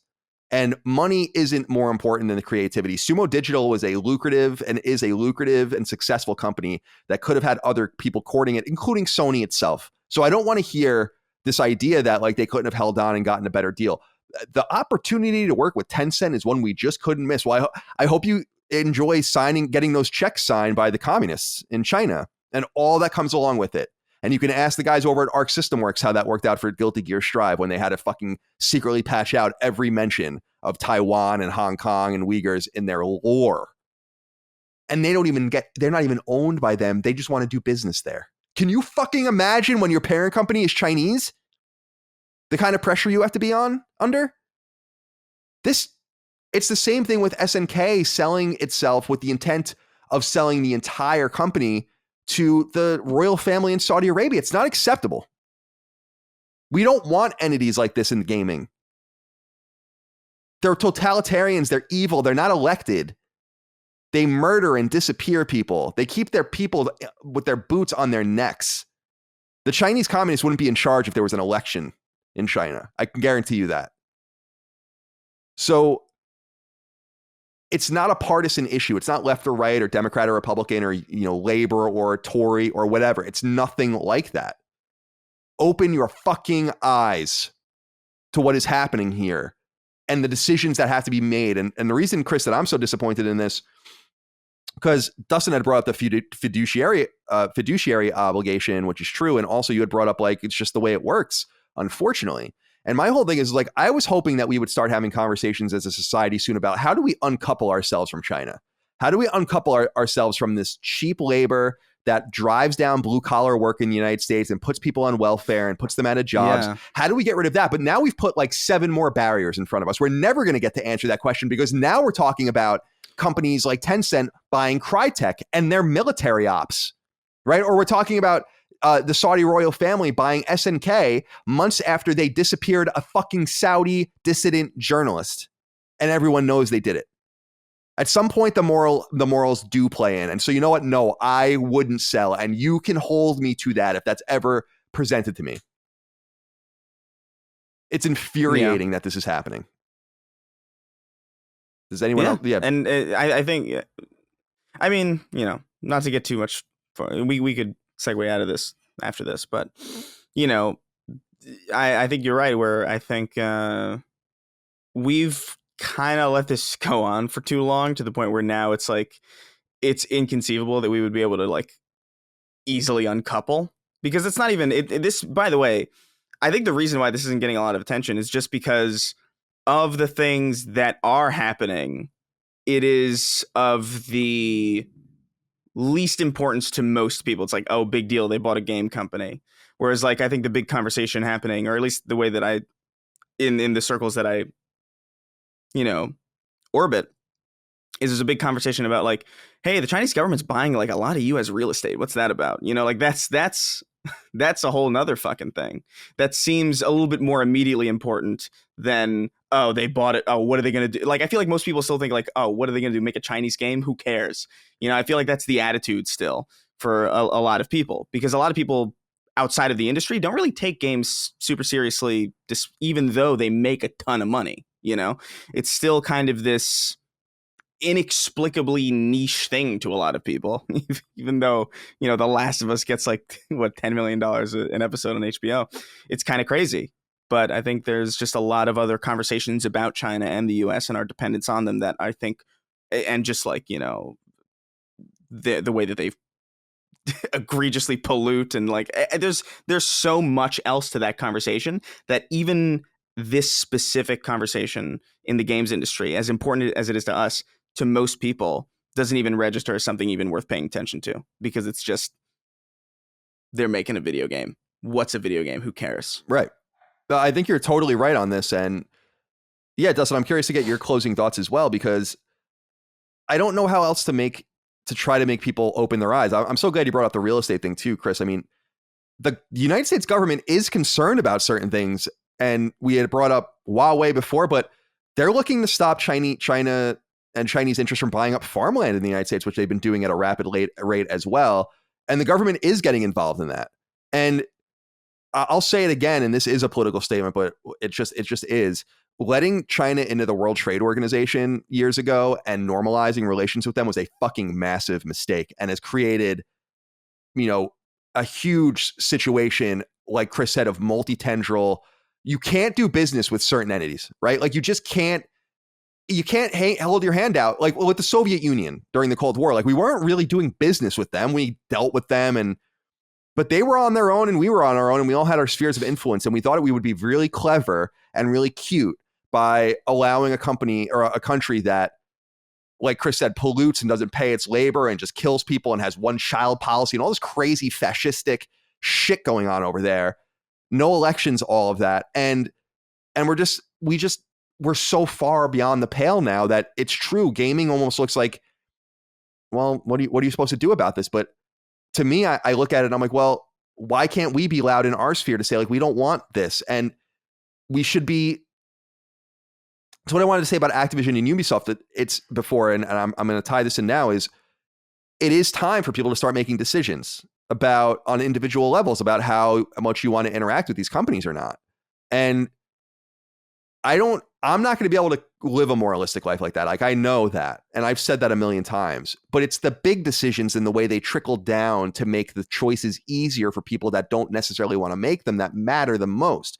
So if you give us an option to buy a PS5 not made in China, then maybe you would see that people would buy it. Or if you made an iPhone not in China, maybe people would buy it. You know, and maybe they would be willing to support it, and maybe they would be willing to pay more or do this or do that to uncouple ourselves. But we've added so much to the pile that now the really important stuff is littered and covered over by Tencent buying Sumo Digital. And yet that in and of itself is nefarious, and we shouldn't accept that as just something that just happens without at least us saying something about it. Mm-hmm. Right. Yeah. The only thing just left that I'll add is that, and this is political, in a way, that it's clear to me we're in a Cold War with China at this point. It's just not like the last Cold War that was with Russia. It's being played on a completely different playing board. And you guys mentioned like the buying up of farmland, and I'm sure that there are many different fronts to this. And the controlling of American entertainment is one of them. You can just look. I mean, it's not even. It's weird because saying it out loud slightly feels like a conspiracy, but it's like it's clearly not. Like, we talked about the John Cena video, where like from a few weeks ago, and it's like apologizing in Mandarin. Right. What an embarrassment. What a fucking embarrassment. I'm sorry. What an embarrassment. Yeah. So, you know, and it sucks just because the West, and particularly the United States, is basically at war with itself over, you know, when you think about the grand scheme of things, so many like stupid little things. And so I guess not all stupid little things, but we're such at war in partisan politics that it's like, yeah, China can come in and start buying all this shit up and no one cares, because all people care about is whether you're fighting the Democrats or fighting the Republicans in the right way, and making sure you say the right things on Twitter. And even that doesn't just apply to the citizens, but also the people in power. So it sucks, you know. I guess the point I'm trying to make is we can bring as much light as we can in the gaming space, and I'm glad that we have the platform to do that. The scary part is that it's much, much bigger than just our medium, and it's something that people should consider. Indeed. Yeah. And I'm sure that people think, I'm sure there are some people who think we're overreacting, but I want to bring this up every time we talk about China. Like I like to bring this up because I think it's a perfect example.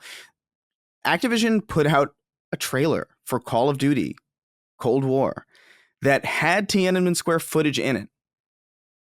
And because they receive money from China, they had to take it down, edit the Tiananmen Square footage out, and repost it.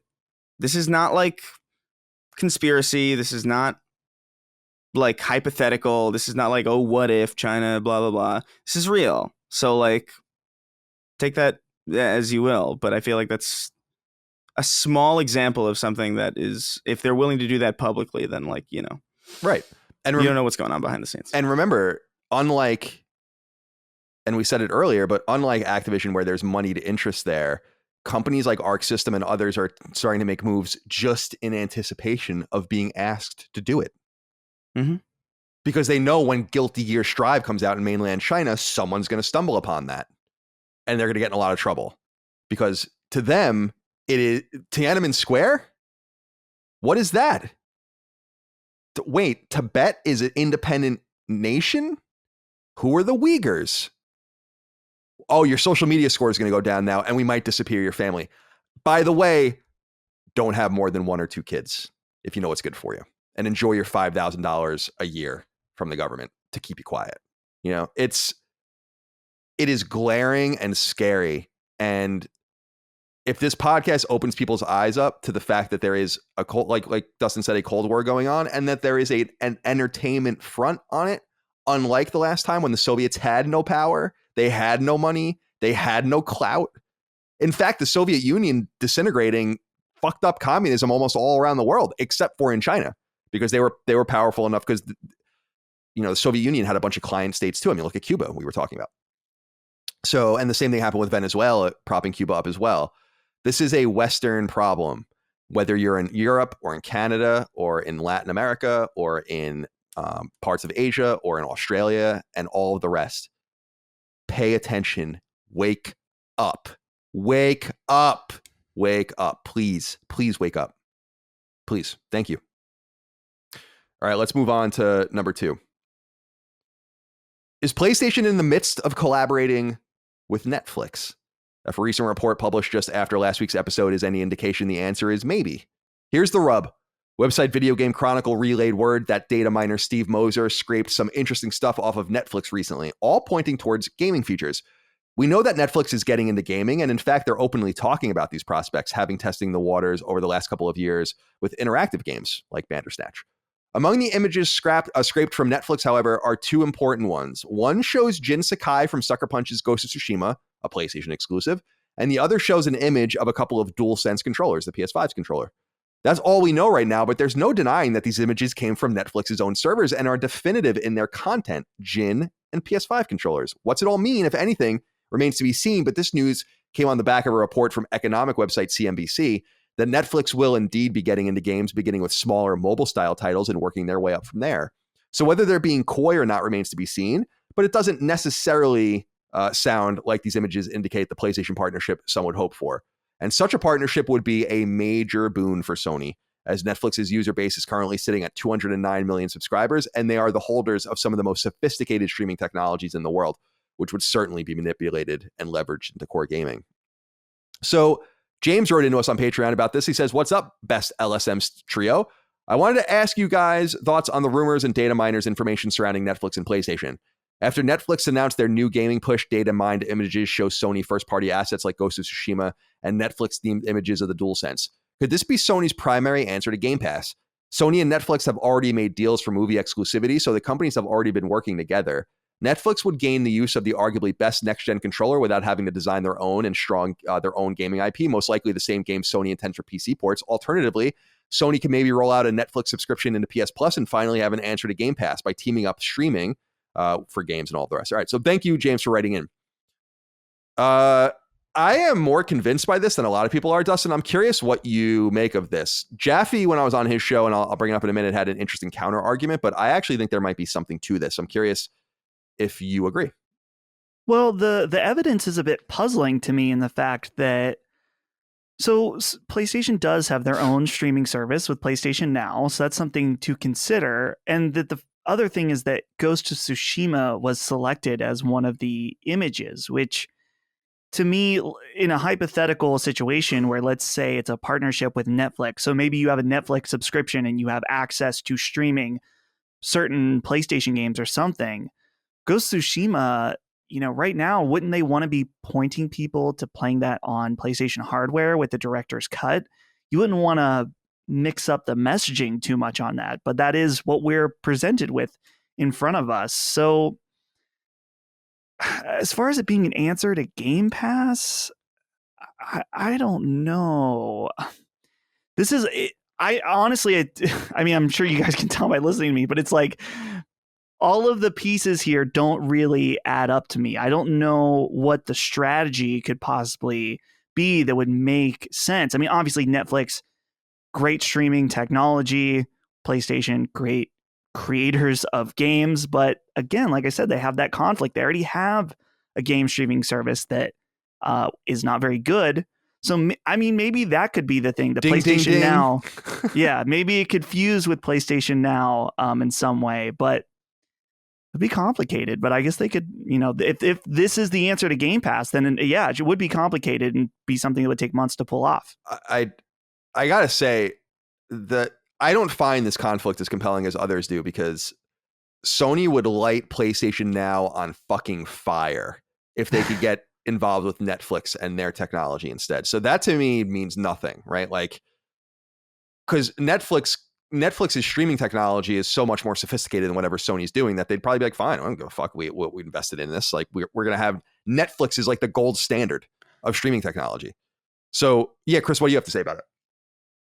Well, I agree, but I also wonder, like, is their streaming technology so good that it could handle something that is purely interactive? Like, Bandersnatch was an interactive TV show, but it was still very minimally interactive. Like, we don't really know, like, it's hard to really gauge what the latency on Netflix is, because there's nothing to really consider, like, is Netflix more equipped to stream games than PlayStation Now is? I feel like the answer is probably no, because it's not built for that. It's built for a very specific purpose, and has been built for that purpose, and probably honed in and tuned specifically for that purpose, which is why it is the gold standard of streaming, passive entertainment. But there has to be a difference between the way that Netflix handles latency and the way that and Hulu handles, streaming, and the way xCloud or PS Now do it, just purely based on the dependency on interaction and, interactivity. Like, I don't think they would set PS Now on fire, especially because they have, they don't have a lot of subscribers on there, but they do have like a decent chunk who would, I think, feel a little burned if they just kind of got swept away without being like kind of grandfathered into whatever the hell they're trying to pull with this Netflix thing, if anything is even happening. This honestly seems to me like I'm with Dustin, where like none of this adds up to me, and I feel like it's almost like somebody was putting together a pitch meeting. It's like, this is a big game, and here's a controller, like, and they're like making like a PowerPoint or something. That to me is the only way that this could make sense, because I don't understand like why Sony would mix the messaging up with their, especially with them going to PC as well. Like, so you got PC, and then you've got like Netflix, but you've also got PS Now, and like one's streaming and downloading, one's only streaming, and it's a partnership with Netflix, and then one's downloadable on PC. It just seems like such a mess to navigate as far as like the messaging goes, that I can't imagine that they would. I can't imagine that this means much of anything. Like, it's such a confusing array of variables to consider. Yeah, I find your answers, both of you, compelling, but I can't say I agree. I think this would be such a megalithic partnership, just hypothetically. I'm not talking about anything that may or may not be happening, but imagine if Netflix has been working on something for games for a while, which they probably haven't. Sony has some sort of relationship with them, and they get together and they're like, well, what if Netflix acts as the technology or something to leverage your games into, like, what if Netflix gaming is powered by PlayStation, even in the reverse? Like, what if we're the streaming solution for your games? You have now 210 million subscribers, so that Xbox Game Pass number sounds fucking comical at that point. And you just jump ahead and you have the biggest partner with global reach. Now, the numbers for Netflix aren't all great. They actually lost almost 500,000 subscribers. I don't know if you saw that in the United States and Canada last quarter, but they're up globally. So I look at this and I say, this would be sophisticated, Chris. You're right. Like, it would have to deal with all of these different angles, but this is like what massive partnerships look like. And we're just it's just all hypothetical based on uploaded images, but I'm compelled by those images for two reasons. Number one, some people have brought up, well, Ghost of Tsushima is getting a film, and that's true. So that could be like a reference to that. But I'm like, no, because Ghost of Tsushima's film is a theatrical release through Sony Pictures. That has nothing to do with Netflix. So that I think is a reference to a game. I don't think it's a reference to a movie. And the second thing is like pictures of DualSense. That's just why. So it could be as simple as like, and this is what David Jaffe said, and I think this is also interesting. He's like, well, and it's true. We've all pitched things like this or seen it in pitch meetings where it's like, I'm pitching a game that's like Zelda and this. So here's literally a picture of Zelda and here's like literally a picture of this. And I know like when Sunset Overdrive was pitched to Microsoft, they were pitching it with like punk music and all sorts of shit just stitched together. And this could be it. This could be someone saying like, here's a Ghost of Tsushima image and here's a video game controller and all that. But why would you upload it to Netflix? Why wouldn't that just be on your deck when you're presenting it in a boardroom? So I think that there's just interesting pieces here where I'm like, I don't know that there's nothing here. I actually think that there might be. And I think Sony's been awfully quiet about a lot recently. I think they have a lot to say. And it's conceivable that maybe, I mean, could you imagine if they were like, we're partners with Netflix? It doesn't mean that Netflix isn't available everywhere still. It's just saying like, they're getting into gaming and we're going to be a big part of that. And I think that's a huge win. Yeah. I mean, it would be interesting if that was true. I feel like this is just a minefield to navigate. But if they're willing to navigate that and like kind of, you know, suffer through a little bit of like I don't know, like a few months of like really muddy messaging to come out the other side with something that is, you know, ultimately like super widely available and you know, very enticing, then I guess it would make sense. I just, I don't know if I'm super convinced. Like I'll need to, because my biggest question here is like, we know Sony isn't the best on the software front, not in the games front, but as far as like software goes and streaming goes, we know that that's the case.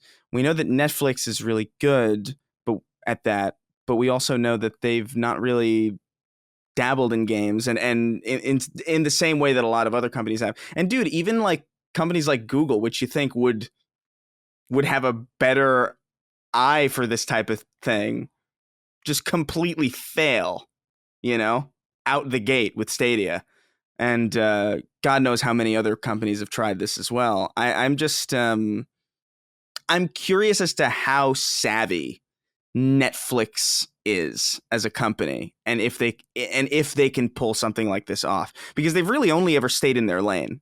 Like they've never really tried to expand in any real way. The last time they really tried to expand was when they started streaming and when they were like, hey, DVDs, fuck you, you don't want a DVD in your mail. By the way, do you remember when they tried to rename themselves at that time? That's like a almost forgotten piece of history. What was it? Netflix, I think, was going to be the company's name that was going to be the disc service. And they were going to name, or maybe it was the other way. I got to look this up real quick. It's like Netflix renamed. Yeah. And it was like, it lasted literally, I want to say like 2.5 seconds. Yeah. It was in 2011. Netflix changes name, apologizes to customers. And, oh yeah, they were going to call it Quickster, which was going to be like So wow, that was I'll never forget that. I was like, what that story lasted literally half a day because everyone's, you're going to rename Netflix? You can't do it.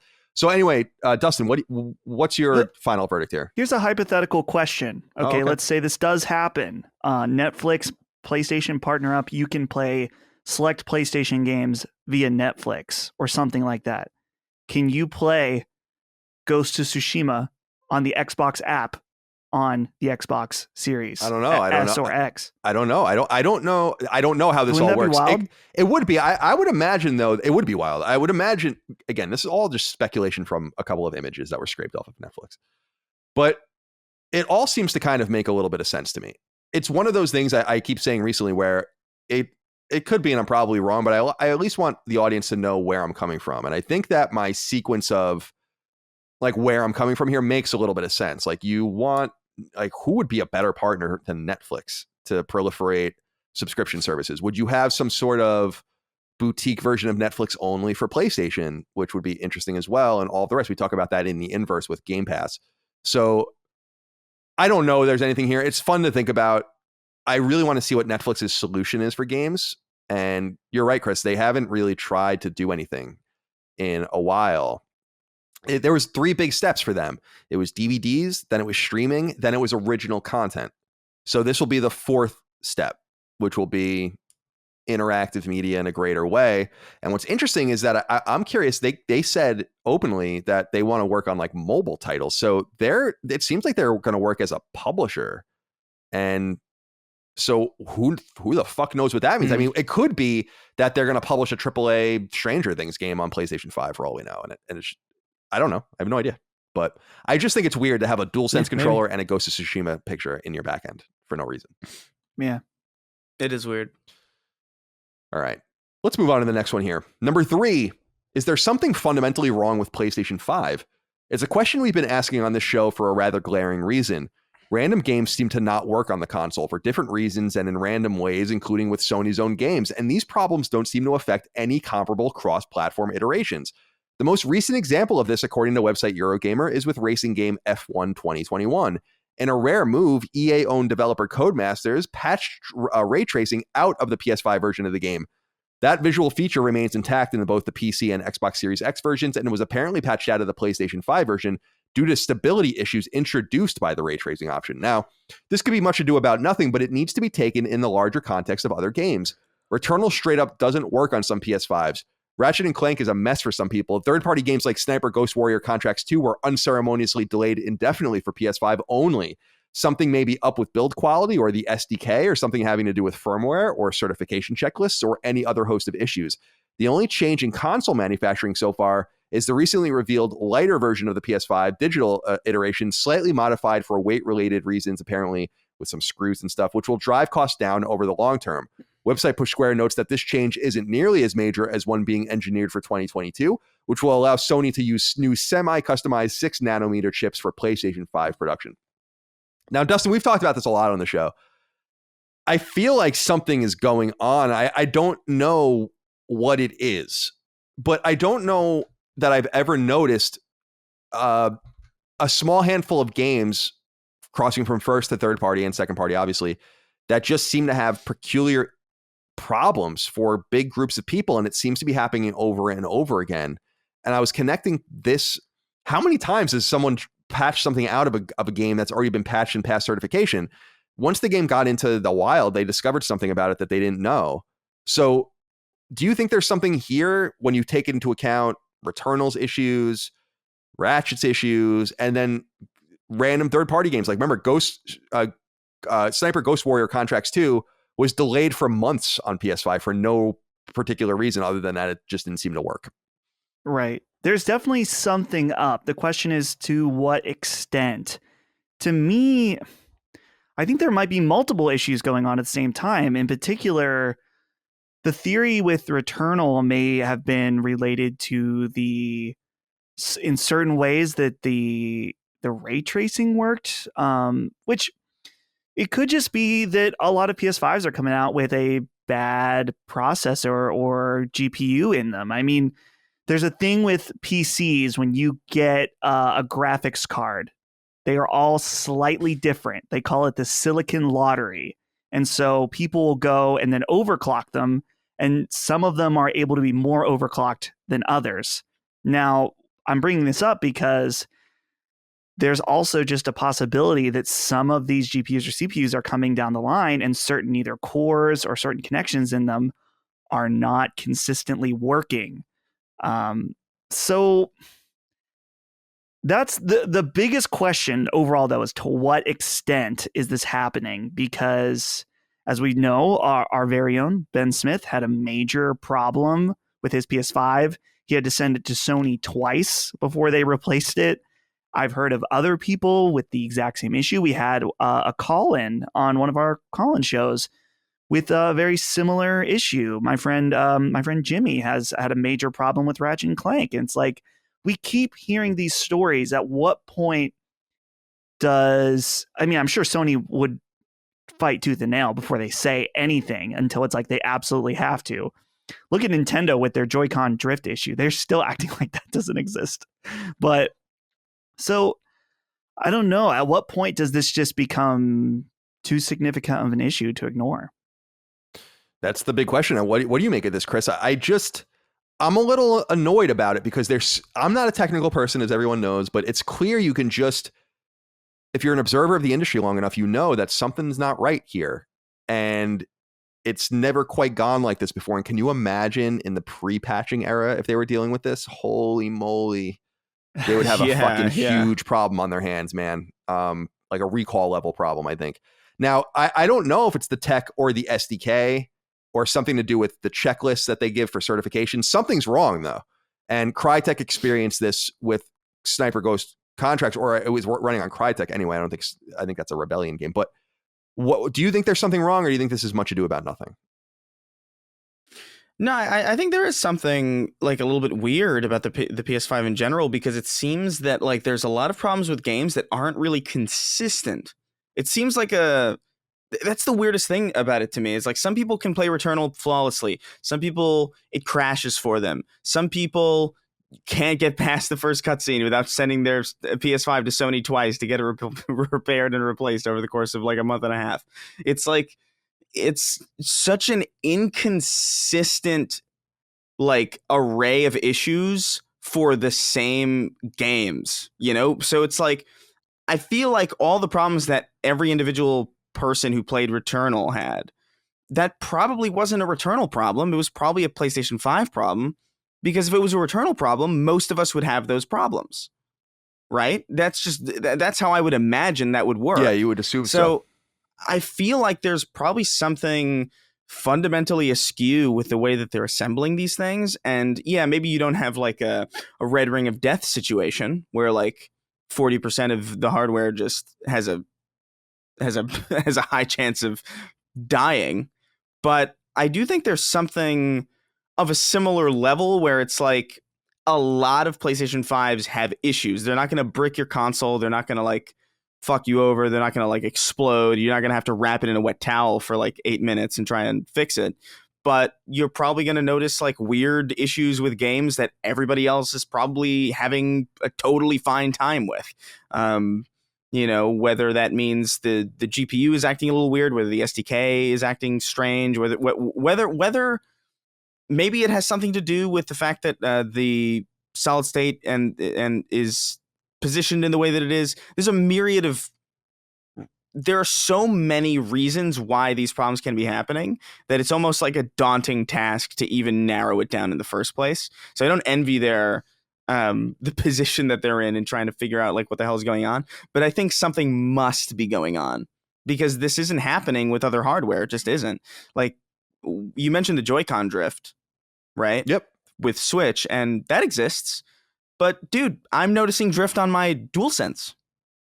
Like straight up. Like I was playing Metro Exodus and I put the controller down to get a drink, and then I came back and I was like wandering to the left, like just through an open field, and I was getting like attacked by demons or whatever. I was like, what the hell's going on? I was in a safe place. It sucks. I don't know. It's very bizarre. There's like, I mean, this is to be expected also with, in some way, with like the first iteration of new hardware. There's always weird kind of quirks and weird bugs and differences in comparison to like later builds. Like even if they don't do a refresh of like new hardware, like, hey, here's the PS2 Slim, there are several versions of the original fat PS2 just based on the ways that like technology gets cheaper and like components get cheaper, and like, we could put this part in and it does the same thing. There's a lot to consider, but there's definitely something up with the PS5 in comparison, at least, to the other consoles on the market and even other hardware on the market too. I'm curious about this, and yeah, I'm going to be keeping a close eye on this. But you guys are right; there are less serious technical issues like Switch with the drift and all the rest. So I guess we'll find out one way or the other, or maybe we won't. And maybe it'll just stop happening, and then we'll figure out that they've kind of silently squashed the problem on a firmware level, perhaps. I'm going to call this next one 3A. I don't know if you guys saw this. I didn't write it in. It just broke. Dead Space is being remade by EA Motive. It's been announced. And there's a short teaser for it. Unknown date. PlayStation 5. No last gen versions. And that's all we basically know. Apparently no loading times. Totally seamless from front to end. So that we don't know, but this rumor has been circulating for a while. So let's cut in with this. Dustin, what are your preliminary thoughts? Dead Space remade by EA Motive.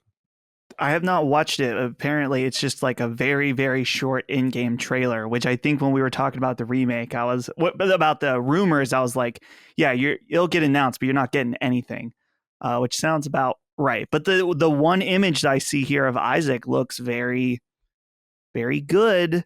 I was playing a little bit of the first Dead Space the other day on stream, and it's definitely a little dated at this point. Not like from a gameplay standpoint, but just from a visual standpoint. So I'm very happy to hear that it's current gen only, so we can get that full fat experience. And I'm ready to chop some limbs on PS5.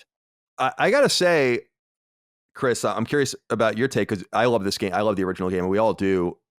I'm a little disappointed. I wanted them to re-release them, leading into some sort of reimagining of Dead Space or whatever. But I'll take this. I think it's pretty cool. EA seems to be paying more attention to what people actually want, which is nice. And EA Motive working on this doesn't fill me with an entire helping of confidence, but Visceral set a nice little path here, so I think we'll be okay. What do you think? I think this looks. I mean, yeah, I'm watching the trailer, and it is a teaser trailer. There's really not much to go on, but it looks pretty nice. Isaac looks great.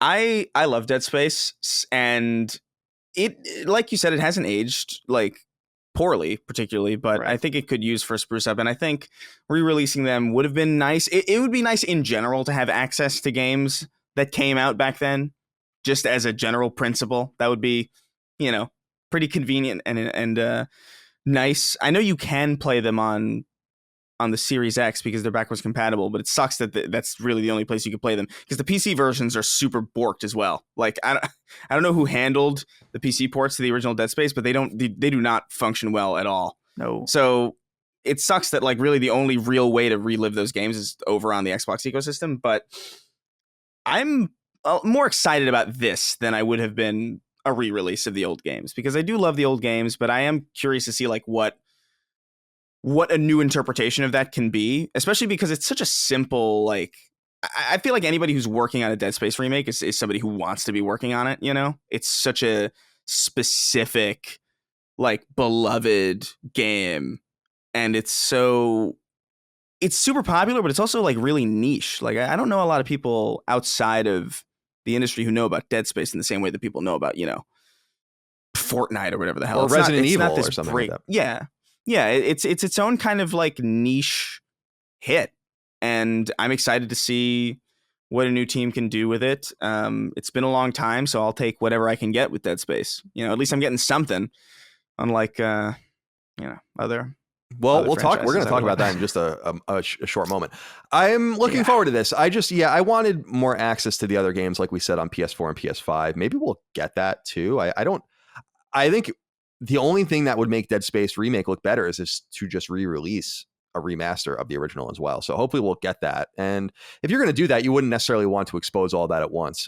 But I would have done it if both of those things do happen, and it probably won't. I would have done it in the reverse and announced the remaster first. And then no one does it really like Sly Cooper Trilogy did it. Remember on PS3 where if you beat all three games and got the platinums, then it teased the new game. So like it wasn't until like a week after it came out that people realized that we're teasing a new game in there.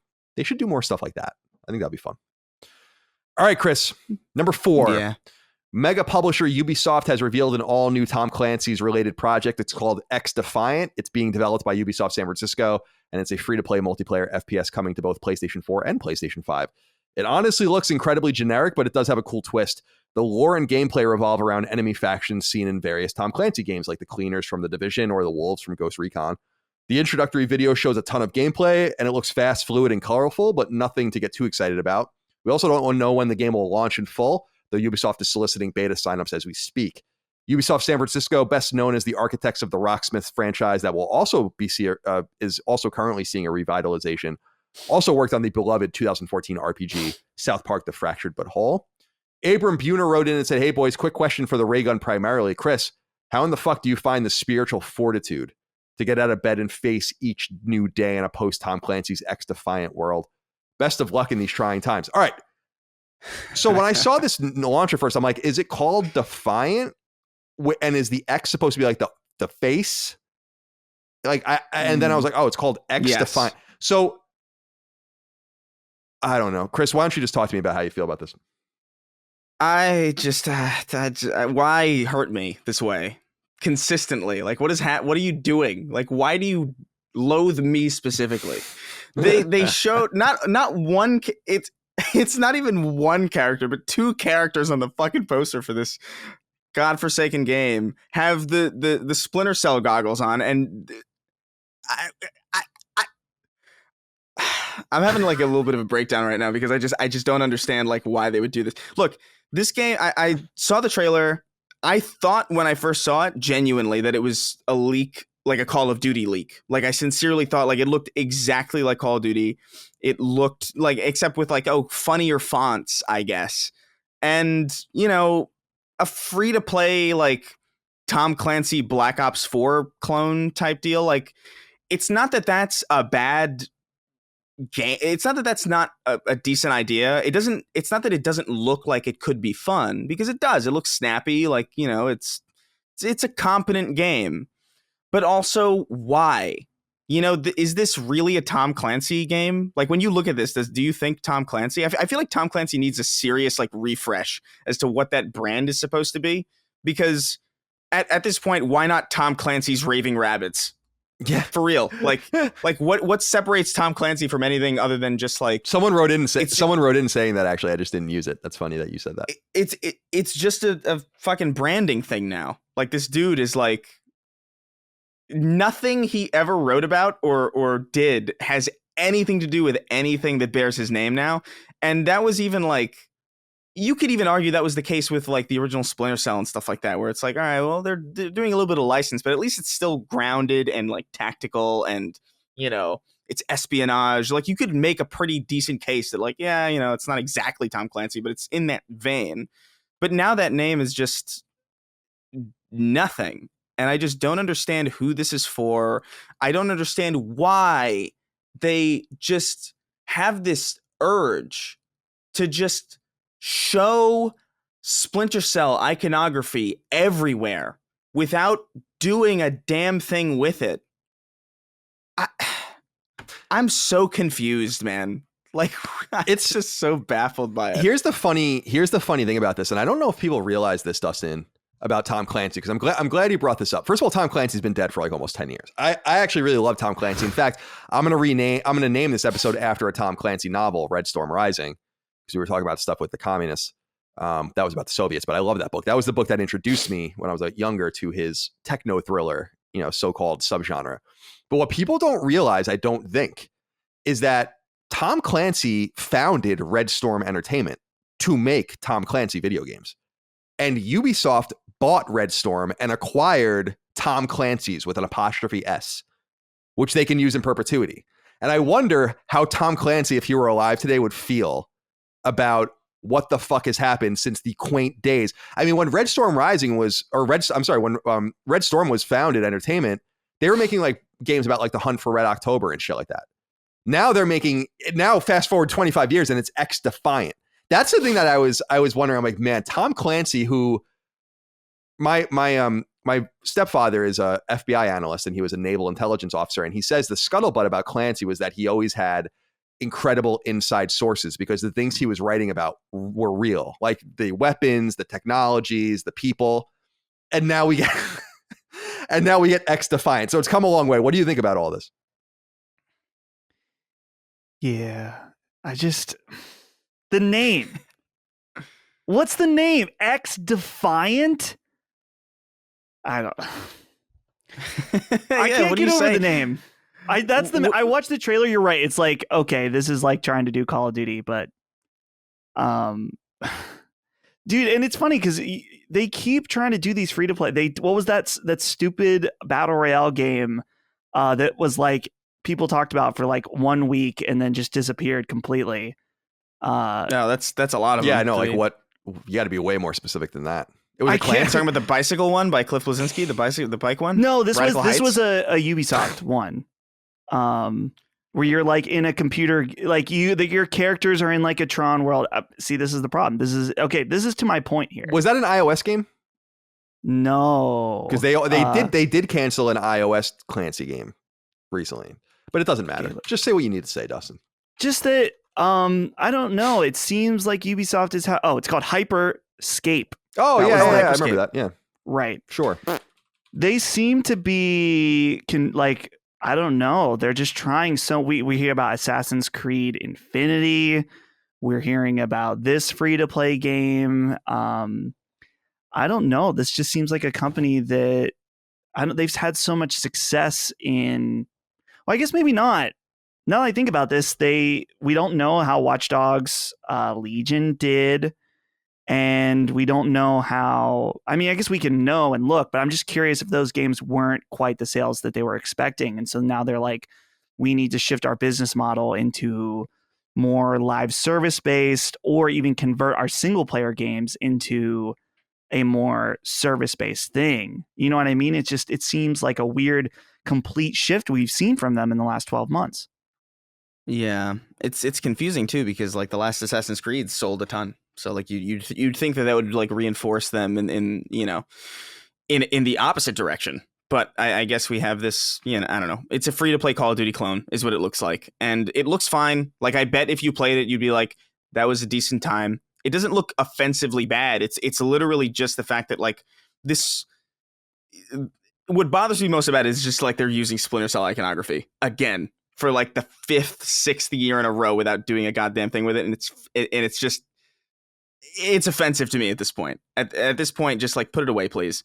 But it's another free to play game, and I don't know. It'll find some audience maybe, but like nobody reacted positively to this. I saw nobody excited about it.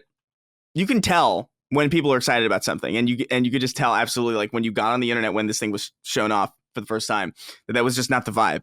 And it sucks for the people making it, because I'm sure they're all good people and they're like probably like super pumped about it, and Yeah. What do you say about a game like this? It looks so unremarkable. Like I don't know what to say about it. Yeah, what do you say about a problem like Maria? I mean, it's interesting because I think Dustin hit the nail on the head too, Chris, with like, what the fuck are they doing over there?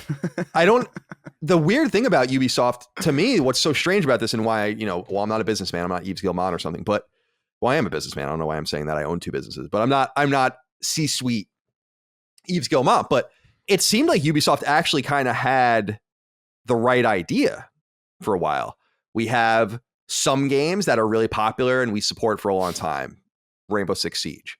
We have multiplayer centric games that can be played by themselves, like The Division and Ghost Recon. Then we have our single player centric games like Far Cry and Assassin's Creed. And then we have our games as a service like Rocksmith and so on and so forth. And then some interstitials in there.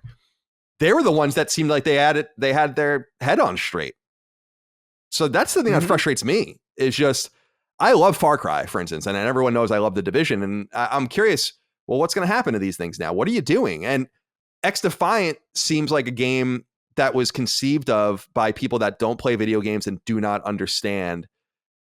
Listen, I'm just going to tell you right now, if they put me in a room with that game a week ago and we're like, this is the game we're going to announce, here's all the shit, I'm like, you guys are going to be in for a fucking world of hurt with this one. Have fun. Yeah. Yeah. So certainly they must know. I miss I miss Child of Light Ubisoft. Right. That was like a fun, Valiant Hearts. That was a fun thing. Yeah, UbiArts. Valiant Hearts, Ubisoft. Yeah, like I don't know. I don't know what we can say about this. I'm at a loss. But that's usually that's just what happens on episodes like this, where it's like, hey, here's another episode of Tom Clancy's Sacred Symbols, where we get lost. Why not? Yeah, sure. Honestly.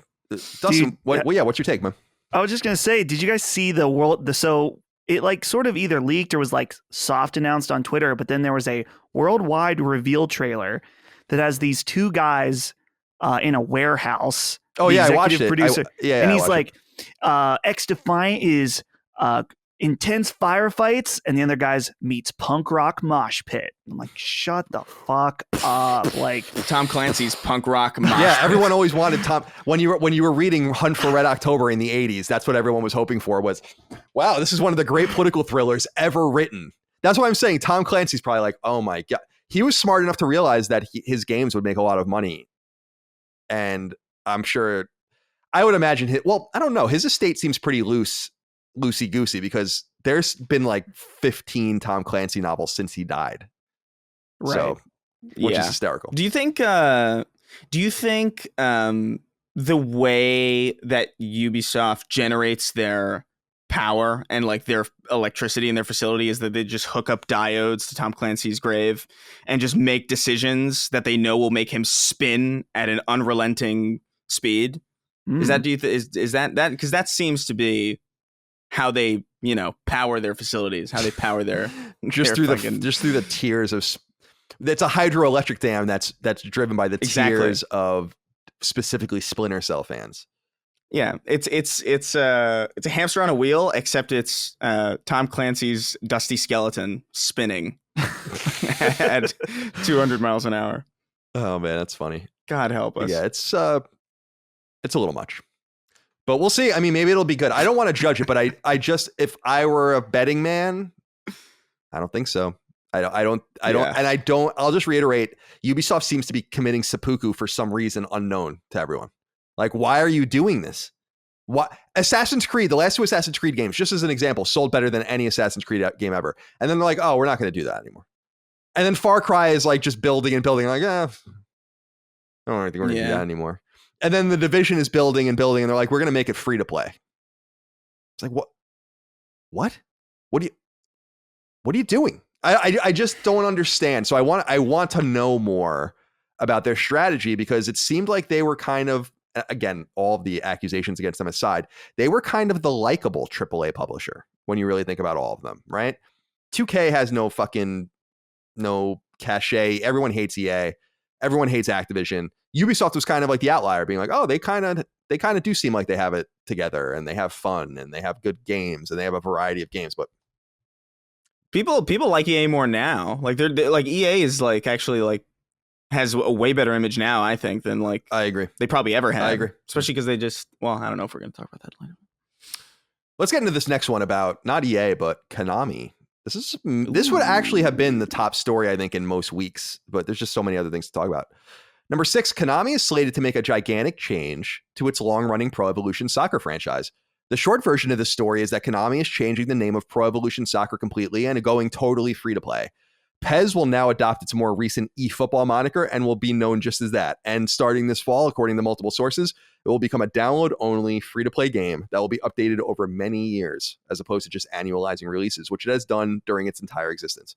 Rival Electronic Arts' long-running FIFA franchise dominates the global soccer market, but Pro Evolution Soccer, known as Winning 11 in Japan, has cut its own profitable niche, particularly considering soccer is so huge worldwide. The first PES title launched as J-League GQ Winning 11 on PS1 in 1995 in Japan, and each year since has seen a new entry across PS1, PS2, PS3, PS4, and PSP. No Vita. Almost all of them localized for Western consumption. Unlike EA's FIFA, which is planning to migrate to PlayStation 5, beginning with its next iteration, eFootball is staying on PlayStation 4 for now, though it'll obviously be playable on PS5. It will support full crossplay and has a roadmap of growth for the short term. This technique is an inspired way to compete with the better funded and more popular FIFA in a new way, in the same way Sega once did with NFL 2K, when it dropped NFL 2K5's price from $50 to $20 to compete with Madden NFL's $50 price tag. EA subsequently acquired exclusive rights to NFL simulations, thus freezing out its competitor that was winning. The same won't be possible here. So, Press Start Gamer wrote in, said, hey, Last Stand Sacred Trio, hope you guys are doing great. I'm not a huge sports game fan myself, but I find this new pivot by Konami with a free-to-play PES, now called eFootball, fascinating. What do you think about its announcement and its potential impact to FIFA and or sports in general? Thanks. So, FIFA's major advantage over PES is in licensing, and this isn't going to ameliorate that in the short term. But this is exactly what Konami needed to do. And I must say, Chris, we're seeing Konami come out of the shadows the recent 6 months or so. And it's exciting. And I'm wondering, we're not soccer fans here, football fans. We're American football. I'm an American football fan. None of us really care about soccer. But what do you make about this announcement? This is a pretty meteoric thing. Yeah, no, I mean, I think it's a smart thing for them to do. And but like you said, I also think it's interesting that they're even doing it in the first place, because like your first assumption with Konami is that they wouldn't even care enough to even make a decision like this. They just fucking keep doing whatever. We're going to make pachinko machines and be cruel and nefarious to people who make our most popular IP. Like I think I don't know, like it. Obviously, I'm not a sports person, but this is, I think, the way that sports games should be. I always felt kind of weird about the fact that they kept selling what's ostensibly just a tweaked version of the same game every year. It always felt wrong. It feels wrong to me that Call of Duty does that, and that Call of Duty is way more than, Madden does year to year. At least in my opinion. Granted, limited experience, but some experience nevertheless. And I think this is a really smart way to compete. I think soccer is about as interesting as, watching the DVD screensaver kind of like almost go into the corner on old TVs. Like that old Office episode. Yeah, I love that. Yeah. Or like that big, like that video of like them watching that at the stadium and everybody's like screaming when it goes in the corner. So it's not, I'm not going to flock to it or anything, but I think this is a really smart thing for Konami to do. And the fact that Konami is doing it is in and of itself particularly exciting. Because like you said, it means they're active in the space again in a way that they haven't really been in a long, long time. Dustin, what do you make about this? I find Konami's re-engagement tantalizing. Now this has been going on since 2019 or so. Remember, they like randomly started releasing Castlevania games again, like the collections. They did Castlevania Requiem, which Sony paid for. I think that's actually a canary in the coal mine in and of itself of Sony's early interactions with getting Konami back out, which is why I think that Metal Gear Solid remake is a PlayStation exclusive. But Chris is right. This is just another piece of the puzzle for them. Remember, they announced their Western European-driven indie initiative a few months ago, and they're going to start publishing games out of there. And they announced their, although not very exciting, partnership with Bloober. We might be able to hear more out of them. Maybe Blue Box has something to do with them. We don't really know. But this seems like not only a Konami is, I don't want to say Konami is back. I don't know if I mean that, but it seems like a move where it's like, no, we want to fight now. And Chris is right. This is not a move they made. They were very happy to let PES just exist for a long time. Right. I applaud this move because we've seen the mobilization of the sports game genre over the past 5 or so years now, particularly the NBA game that was out either last year or something, where it was like just completely egregious microtransactions on top of a full price game. And that's just kind of the standard for these, which is sad because I would love to see someone just be like, here's our premier sports title. It's better than our competitors. It costs $70 and there's no microtransactions. But unfortunately, that's not the right business move because these like create a team, player pack bullshit, whatever it is, that's where the real money from these games are made. So it's cool to see Konami just be like, yeah, we're just going to make it free because we know that people that play this are going to buy the packs or whatever their microtransactions. It's like, there's got to be a scale of microtransactions versus what's in the base games. And these sports games have gone too far in numerous instances. So for them to do this, I think is the right move for the consumer. They can play it. They can choose to spend nothing or they can spend some money. I mean, we don't know what the extent of the microtransactions will be at this time. It could be horrible and not worth being free at all, but we'll see. So it's kind of... Oh, good. No, it's for some reason this just popped into my head. It's kind of interesting that like video games have kind of gone the way of like almost like musicians in a way where like it's not really about how many CDs you sell. It's about like how well you engage people in like a live environment or like how much like merch you sell. Only it's like now it's like digital merch and like live service like microtransactions and like battle passes or whatever. Right. Yeah. Just like clicked in my head. It's like, oh, it's such a weird thing. Right. And Colin, I think you bring up a good point too about just an energized Konami in the gaming space. In particular, weren't they were supposed to present at E3, and then they canceled. Yeah, I think that might have had something to, I don't know, man. I'm going to keep theorizing that they're getting in bed with Sony. Not in an official way, but I think that we're going to start seeing them roll out a few things. They haven't also announced the Castlevania Advanced Collection, which we know is coming because it was rated. So I theorize that they'll make a Castlevania game based on that animated series. I think that's a fucking obvious thing to do, and people love that animated series. And here's the other thing. This is how quickly things move, I think. Remember, Metal Gear Solid 5 came out in 2015, September of 2015. Everyone fucking hated Konami and were tired of them. And Konami literally took their ball and went home for a while. They released Metal Gear Rising and a few other games later, but nothing really at all. And I think we kind of miss them. I mean, I can only speak for myself, but I kind of miss Konami. They have a bunch of games that I want to play and a bunch of IP I want them to investigate. And so we'll see what happens here. But not all is well, because your boy, Nikki V, who I like to call Nikki the Fifth, wrote in and said, "Hey, Big Daddy, Dilf Colin, Dickalicious Dustin, and Sweet Cheeks Chris." That's like 3 sexual harassments. Since nobody else will do this, I just wanted to write in with an obituary for Pro Evo. Not only has the series gone free to play, so Konami can nickel and dime us more than ever, but it's also now going to be crossplay between PS5 and mobile.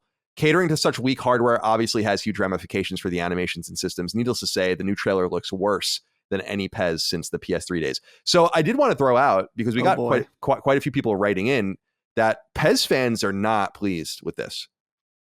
But I think Konami's in kind of a do or die situation with this franchise. FIFA is dominant. FIFA is a completely dominant, license heavy, endorsement heavy, expensive game with thousands of people working on it. And if they want to make a soccer game, they have to compete. And I don't think this is a bad idea, because lowering the barrier of entry to nothing means that you can't really lose. How can you lose? And EA is going in the opposite direction. So I think Konami is making the right optical choice, even though I have no affinity for these games. So I know that people feel like they're losing something. I look at it and I say, Konami is going to start stealing FIFA customers away, because FIFA customers, from what I can tell, they love the game. It's very solid, but it's the worst of both worlds. It's $60 or $70 to get in, depending on which version you buy starting next year. And they have a fucking, the pro team shit or whatever they call it. It's like massive overcorrection towards microtransactions. So for Konami to just embrace one and not the other, I think is great. And we'll see if it works or not, but I think it's the only way out for them. I think PES will just become a smaller and smaller and more niche product if they don't do this now. All right. Can you guys hold on a sec? Yeah. Thanks. Chris, we're taking over the show. I don't know if we're going to cut this or just keep it in. I feel like off the cuff here, but I gotta say, I've not seen that blue shirt in person yet, but it looks beautiful. Yeah, it's a nice little shirt, man. I'm not trying to plug the store. I just legitimately I haven't seen it, so I was like, it's a good little yeah. Look at that, huh? Yeah, I'm probably gonna put in another order pretty soon here. Yeah, you should. I'm gonna get that, I think, for sure. Sorry, I Rush was barking, so I wanted to just put him in my crate in my office. No worries. All right, let's move on to number 7 here. Just after last week's show, the MPD Group, the organization that tracks game sales in the United States, released its data for June of 2021. For starters, Xbox Series X outsold PlayStation 5 in the US, a stark reminder for Sony that it may be losing the messaging war to a competitor that rarely ever won a month in the world's biggest gaming market last generation. However, PS5 still remains the best-selling game console in American history through their first respective 8 months on the market, and is likely past the 10 million sold barrier worldwide as of this month. Good news continues for Sony on the software charts, where Ratchet & Clank Rift Apart was the best-selling game in the US for the month, with Call of Duty Black Ops Cold War coming in second, MLB The Show 21 slotted at 4, with Scarlet Nexus at 5, Resident Evil Village at 6, and Miles Morales at 9. Those sales are for all platforms. However, if you narrow it down to just games sold on PlayStation platforms, the top 10 best-selling games in the US across PS4 and PS5 were in order: Ratchet & Clank Rift Apart, Call of Duty Black Ops Cold War, MLB The Show 21, Miles Morales, Resident Evil Village, Scarlet Nexus, Minecraft, Assassin's Creed Valhalla, Ghost of Tsushima, and Final Fantasy VII Remake. 2021's best-selling games so far in the US include Call of Duty Black Ops Cold War at 1, Resident Evil Village at 2, MLB The Show 21 at 3, Miles Morales at 5, and Outriders at 9. Over the last 12 months, spanning back to last summer, the best-selling games in the US include Call of Duty Black Ops Cold War at 1, Madden NFL 21 at 2, Assassin's Creed Valhalla at 3, Miles Morales at 4, and Ghost of Tsushima at 5. The one thing I wanted to say here, guys, not too interesting or important, but I feel like Game Pass isn't having a deleterious effect on PlayStation game sales to the extent that we might have thought. We don't have specific numbers, but when you look at something like MLB The Show 21 still slotting very high, MLB Show the 21 is the third best-selling game in the US, which is nuts for the entire year when it was free day one on Xbox Game Pass. Outriders, the 9th best-selling game of the year, available day one on Game Pass. Now, Microsoft might say, well, we helped sell more games. That might be true. We don't really know. They're very weird about their data. But Dustin, do you see anything in these numbers that's interesting to you? I found that quite interesting that Game Pass assisted games don't seem to be suffering in global cross-platform sales. And you see this most starkly, I think, with MLB The Show 21, which is basically the third best-selling game in the United States for the year, only on PlayStation. Right. Well, yeah, I mean, that's kind of, you're right, been the interesting thing. We saw this also with Outriders, big sales on PlayStation 5, despite the fact that it's free or, available on Game Pass as well. I'm also really curious just about the fact that the Series X outsold PS5 for a month.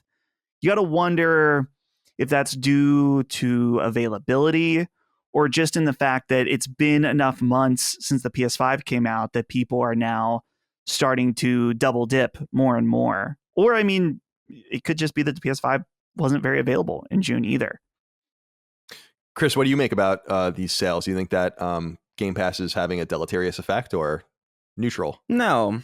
I also don't know if that was. I don't know if that's really the goal. I think their approach is like, get this game out to as many people as possible, and it'll do well for the developer, and they'll sell more as a result, even if it's off their platform. I think with MLB The Show, it's pretty obvious to me that one was always going to sell like a ton on PlayStation anyway, because people get into rituals with that kind of thing. Like, it's like, oh, hey, MLB, I've been playing this game for however many years, I'm going to buy the new one.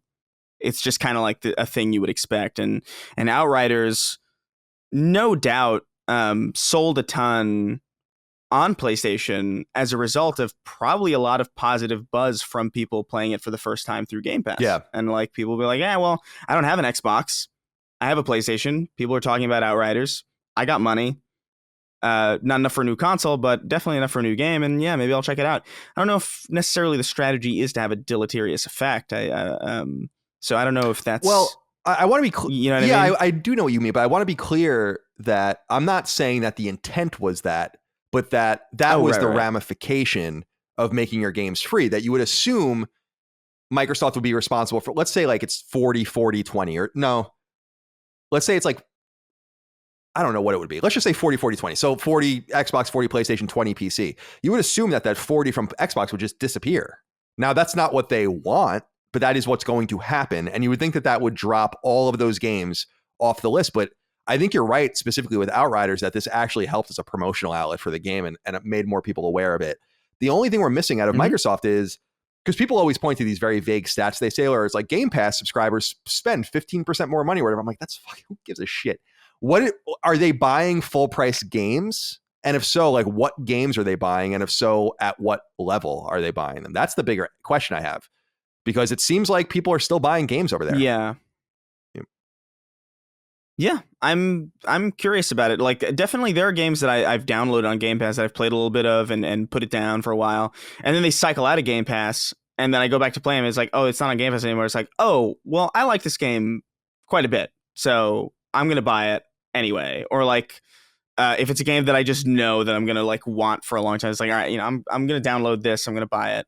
So I have no doubt that it helps sell games as well. I'm just curious, because I think for the most part, anybody who, if you're not interested in Outriders, you're not going to buy it, But if you can try it, and then it cycles out of the service, and you kind of like it, you might buy it. or you might be like, hey, I want to support the developer. I think it's an interesting thing. Like, I wish we had more concrete information about how all of these things like link with each other, and like what people are playing what, and what percentage of people playing this type of game buy what type of game. And like, I wish we had more data to like sift through, but it's really just all inference and like just based on like the way that I interact with the service. That's the only way that I could really, give any insight. But I think it's interesting to me that Series X outsold PlayStation and that MLB is still this like chart topping thing this long after it came out on PlayStation. I think both of those in tandem are interesting. Definitely. We'll keep an eye on it. And I love the word you use, inference. That's all we can really do is infer information because they're so stingy about data. And I don't blame them, but it is annoying. I bet it's confusing data. I bet it's like, right. like it's so many different channels by which to process things. I don't envy the people who have to analyze that data either. Right. One other thing just to look at as a point of comparison too is that this isn't just happening with PlayStation, but also on the PC front. For example, Sea of Thieves is a top seller on Steam. Halo Master Chief Collection is a top seller on Steam. Outer Worlds, which I believe is still on Game Pass, is a top seller. So I was going to say I think Sea of Thieves was on the MPD from its PC sales, which is which is crazy. Yeah. So there's something to be said of even PC gamers that would rather purchase the game, or they just I don't know. It's just, to me, when I think about it, it's like certain games, like I don't care about owning them or having them in my Steam library. Like I'm cool with like dipping into Game Pass for a month or two and then leaving. But there's clearly an interest in actual ownership, as much as you can own a digital item on something like Steam. But that's still a thing of value to people. All right, let's get into this next one here. Number 8, Colin frustration moment. During E3, publisher Square Enix revealed that it would be bringing faithful ports of the first 6 Final Fantasy games to PC and mobile, but not to console. This struck virtually everyone as both strange and obnoxious, but according to website IGN, there may be some good news. It seems Square Enix is listening. The site translated a Japanese language Q&A Square Enix conducted that actually touches on a lot of interesting information, including that the ports are of the original Famicom and Super Famicom iterations, that composer Nobuo, I can never say his name, Nobuo Uematsu, right? Uematsu? How do you say it? I only read it. Uematsu? Nobuo Uematsu, I think, is overseeing the music and much more. I don't know how many times I have to read words and then I'm like, oh, I've never actually heard anyone say this before. But the big piece of information, that's actually not one of those words though, but the big piece of information is that Square Enix wants to bring these games to other platforms if there's enough demand, which is an insane proclamation considering Square Enix has been bringing more and more obscure games to the PlayStation for years, culminating recently with both Saga Frontiers re-release and Legend of Mana, both on PlayStation 4. Yet, the 6 original Final Fantasy games aren't there. Final Fantasy, perhaps the most beloved JRPG franchise of all time, began in Japan in 1987 when the original came to Famicom. It was famously called Final Fantasy because it was a make-or-break game for the company at the time known as Squaresoft. Obviously, it was a huge hit and was followed by 2 Famicom sequels and 3 more games on the Super Famicom. In America, we only received the first game on NES, then the 4th and 6th games on SNES, which we initially knew as Final Fantasy II and Final Fantasy III. And the newest one came to SNES in 1994. Jace McCarver wrote into us and said, hey, LSM team, will the Steam Deck convince Colin to buy Final Fantasy Pixel Remasters, or will we hold out hope for a PlayStation release? No, I'm not going to play. Now, I just want to speak about this. I know you guys don't care too much about this, but this was an outrage when this happened. And I mean that from the very bottom of my heart. When they made this announcement, it was a fucking outrage. And what's even worse is that they were like, oh, if there's demand. Did they read any social media anywhere in the world? Because it was a big deal in Japan as well. Did they read anything on the internet? That it's not even hard to do this. I know it's not. Like, I would port these games for them if they wanted us to.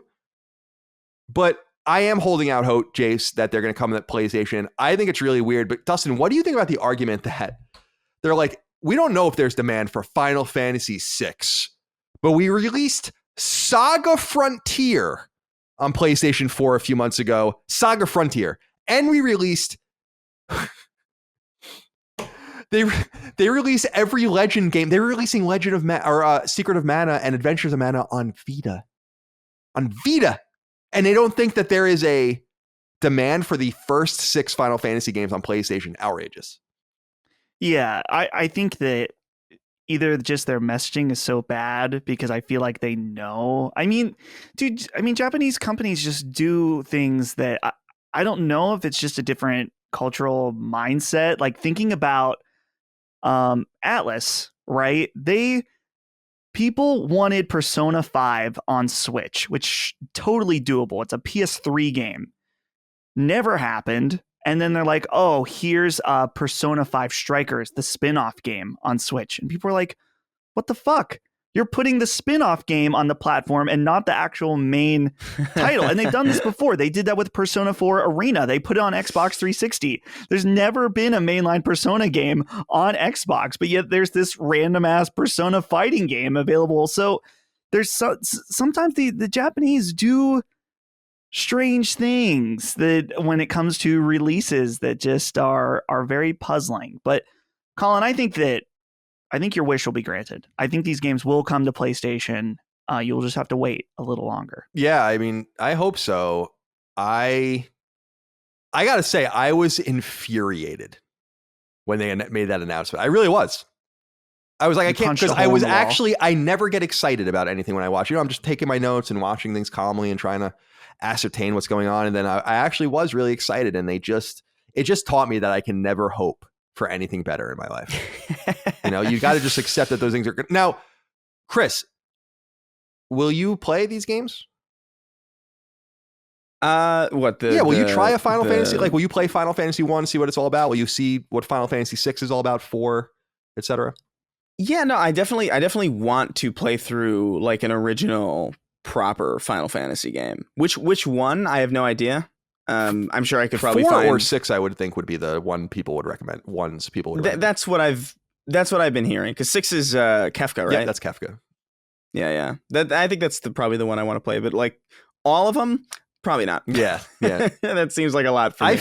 But I'm sorry. Go ahead. I do want to. No, I'm just saying. I do want to get through at least one, just for my own sake. Sure. I think it would be good. I think you'd have fun, and it's a nice little trip back. 4 and 6 are truly magnificent games, and I think they're important pieces of history. And I know that I'm psychotic, but I would platinum the shit out of those 6 games. And that's the thing they're going to do, by the way. They're going to do some fucking nonsense. You know it.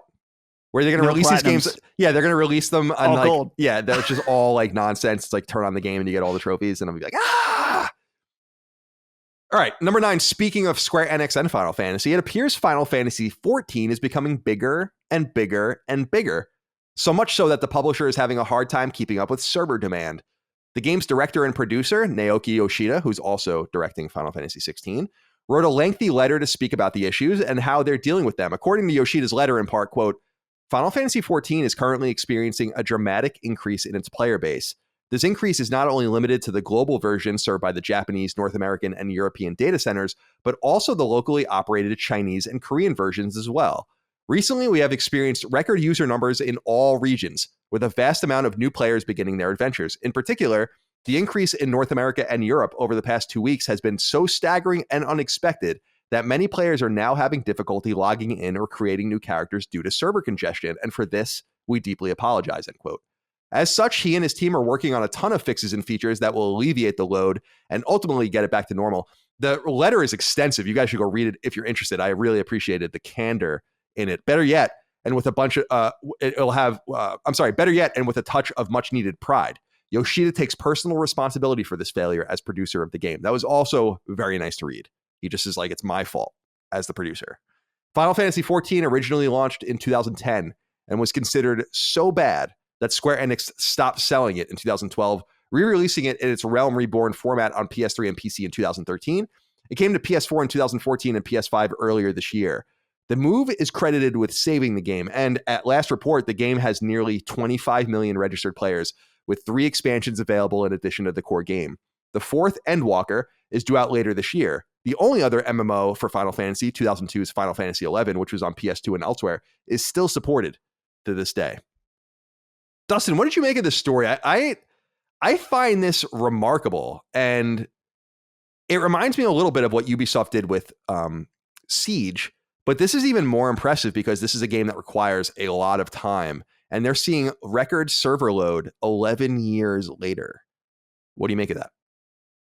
That's the question, is what was the catalyst for all this? I don't know if it was just people on Twitch started streaming, or maybe it's a good time and that we're not seeing any huge major releases right now. Didn't it go free as well? Part of it or something? Wasn't that something that happened as well? Where I think so. Yeah. I think I also heard something about like streamers jumping into it. Right. Like I think I heard something recently that I think was along the lines of like, yeah, streamers are like tuning into Final Fantasy as an MMO thing, when a lot of people are like jumping in. So like obviously that's a lot of free advertising. A lot of people just kind of like, I'm curious about this. It is impressive to me that this game is still kicking in the way that it is. Like that is not easy, right, at all. I believe it's not free to play, but there is a very extensive free trial that lets you play up to either the first or second expansion even without having to pay anything. So yeah, I'm curious how many people are going to start this game and then try the beginning, which in my opinion is frankly terrible, and then bounce off. But apparently this seems to be at least ongoing enough of an issue that he made this letter and this statement. So people are sticking around, which is cool. You also got to wonder what this means if people are leaving World of Warcraft, the other huge MMO. I've seen some people talking about how World of Warcraft has been bleeding subscribers. And so there seems to be a shift happening. Yeah, I mean, it's so crazy. World of Warcraft is so old. It was revealed at my first E3 in 2004. I'll never forget it. And it's still, I mean, they revitalized it recently and stuff, but it's like, of course it's going to fall off eventually. They have to kind of embrace that that's going to happen. I did see part of Yoshida's letter, or something else he said was saying, I guess a lot of people that play Final Fantasy XIV shit talk WoW, and he was saying like, well, let's calm down on all that as well. So anyway, congratulations to them. And I think Square Enix made such a wise move with Final Fantasy XIV. And I guess it goes to show what we're so critical of them trying to save the Avengers. But I think they look at it and they're like, dude, we saved Final Fantasy XIV from certain doom by, jumping in. And so we'll see what happens. Yeah. Number 10, in addition to upping the ante with Pro Evo, Konami is re-engaging another of its valuable IP, Yu-Gi-Oh! Indeed, the publisher announced a handful of new games as well as an anime, and one of these games will be coming to PlayStation. The game is called Yu-Gi-Oh! Master Duel, and it will launch on both PlayStation 4 and PlayStation 5 at an unknown point in time, likely in 2022. Not surprisingly, Master Duel is simply an updated version of the trading card game in digitized form, which of course brought Yu-Gi-Oh! To Western prominence, as in Japan, it's also a manga and anime. Since the first Yu-Gi-Oh! Game launched on PS1 in Japan, Konami has been involved, and the series first came to Western consoles when Yu-Gi-Oh! Forbidden Memories launched in 2002, alongside a release on Game Boy Color, and the following year on Game Boy Advance. The last Yu-Gi-Oh! Game, Legacy of the Duelist Link Evolution, launched on PS4 in 2020, and an adaptation of its original 2015 launch, also on PS4. So Yu-Gi-Oh! Has not been dormant for too long, but this shows another re-engaging of Konami coming back. Yu-Gi-Oh! Is a really valuable franchise for them. So the thing about Yu-Gi-Oh! I remember when it came to PS1, I was early in high school. I was a little too old for it. I was too old for Pokemon when it came out as well, but I just embraced that anyway. So I don't really know much about Yu-Gi-Oh! Dustin, have you played these games or the card game or anything like that?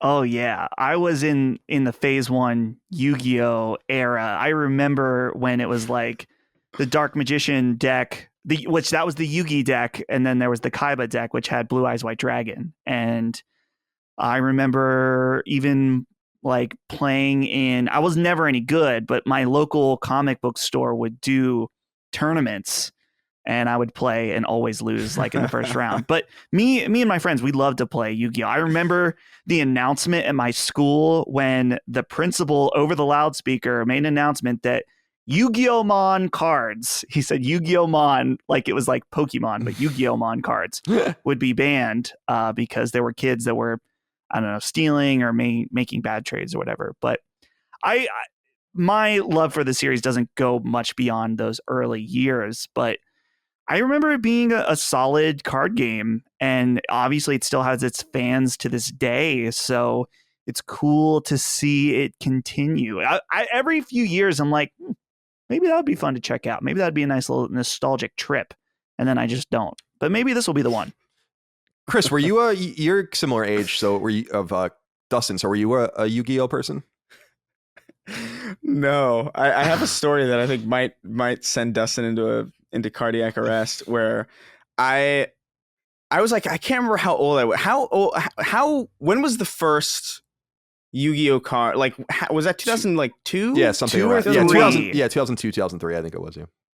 In 2002, I woke up one day and I looked over on my dresser and I saw a big stack of Yu-Gi-Oh cards. Not mine. Had no idea what the hell they were. I didn't know what Yu-Gi-Oh was. It was just all these like weird drawings on these cards. And I was like, I don't know what this is. And I don't care. I don't know whose these are. I don't have brothers or sisters or cousins who visit frequently. So it's not any of theirs. So I was young enough to think that like, oh, it's probably some cosmic nonsense, a glitch in the Matrix or whatever. And I took that deck of cards and I threw it in the trash. Right in the garbage because I had so little interest. And then like I learned like years later, it's like, oh, that was like a gift from your aunt. She thought you liked those, so she left it on your night. And I was like, I couldn't understand the concept of a gift for no reason. I was like, it's not my birthday or Christmas. Why are you giving me a gift? Niceness? What are you doing? That's so bizarre. I just thought it was like I thought it was somebody else's cards that were just like redistributed by some cosmic god. That was just like, he doesn't deserve them. You can have them. And I just threw them in the garbage. I'm sure a lot of people in the audience are like, oh my God, there's probably like $1,000 card or whatever the fuck in there. The red-breasted genie or whatever the fuck it would be. Exodia. Yeah, you had all 5 Eyes, Exodia pieces. What was it? Blue Eyes White Supremacist or something? Yeah, that's exactly it. His cross burning move requires 3 mana. I only played Magic. I don't know any of the other rules. Yep. Those monsters were kind of like some of the monsters were just like here's just like a woman in like a ridiculous like cosplay, and it's just like, all right, well, yeah, I think it's like a big deal. I know it is today, but it's like a big deal to get like certain artists to do cards and stuff like that, their own interpretations. Mm-hmm. I played Magic when it first came out in like the mid 90s into the late 90s. I wasn't very good at it, but these kinds of games appeal to me in a digitized format because I have no interest in collecting these things and playing with like people in real life. But it's very tantalizing to like play against the computer or do like a little quest. So I'm always attracted to these card games, but I never ever get into them. And you might remember Magic the Gathering was like an Xbox console exclusive for a while. And so like those games never even came to PlayStation. So I never even got a chance to try those during that era, although they've come since. So we'll keep an eye on this. Just another sign that Konami is making a comeback here in some way.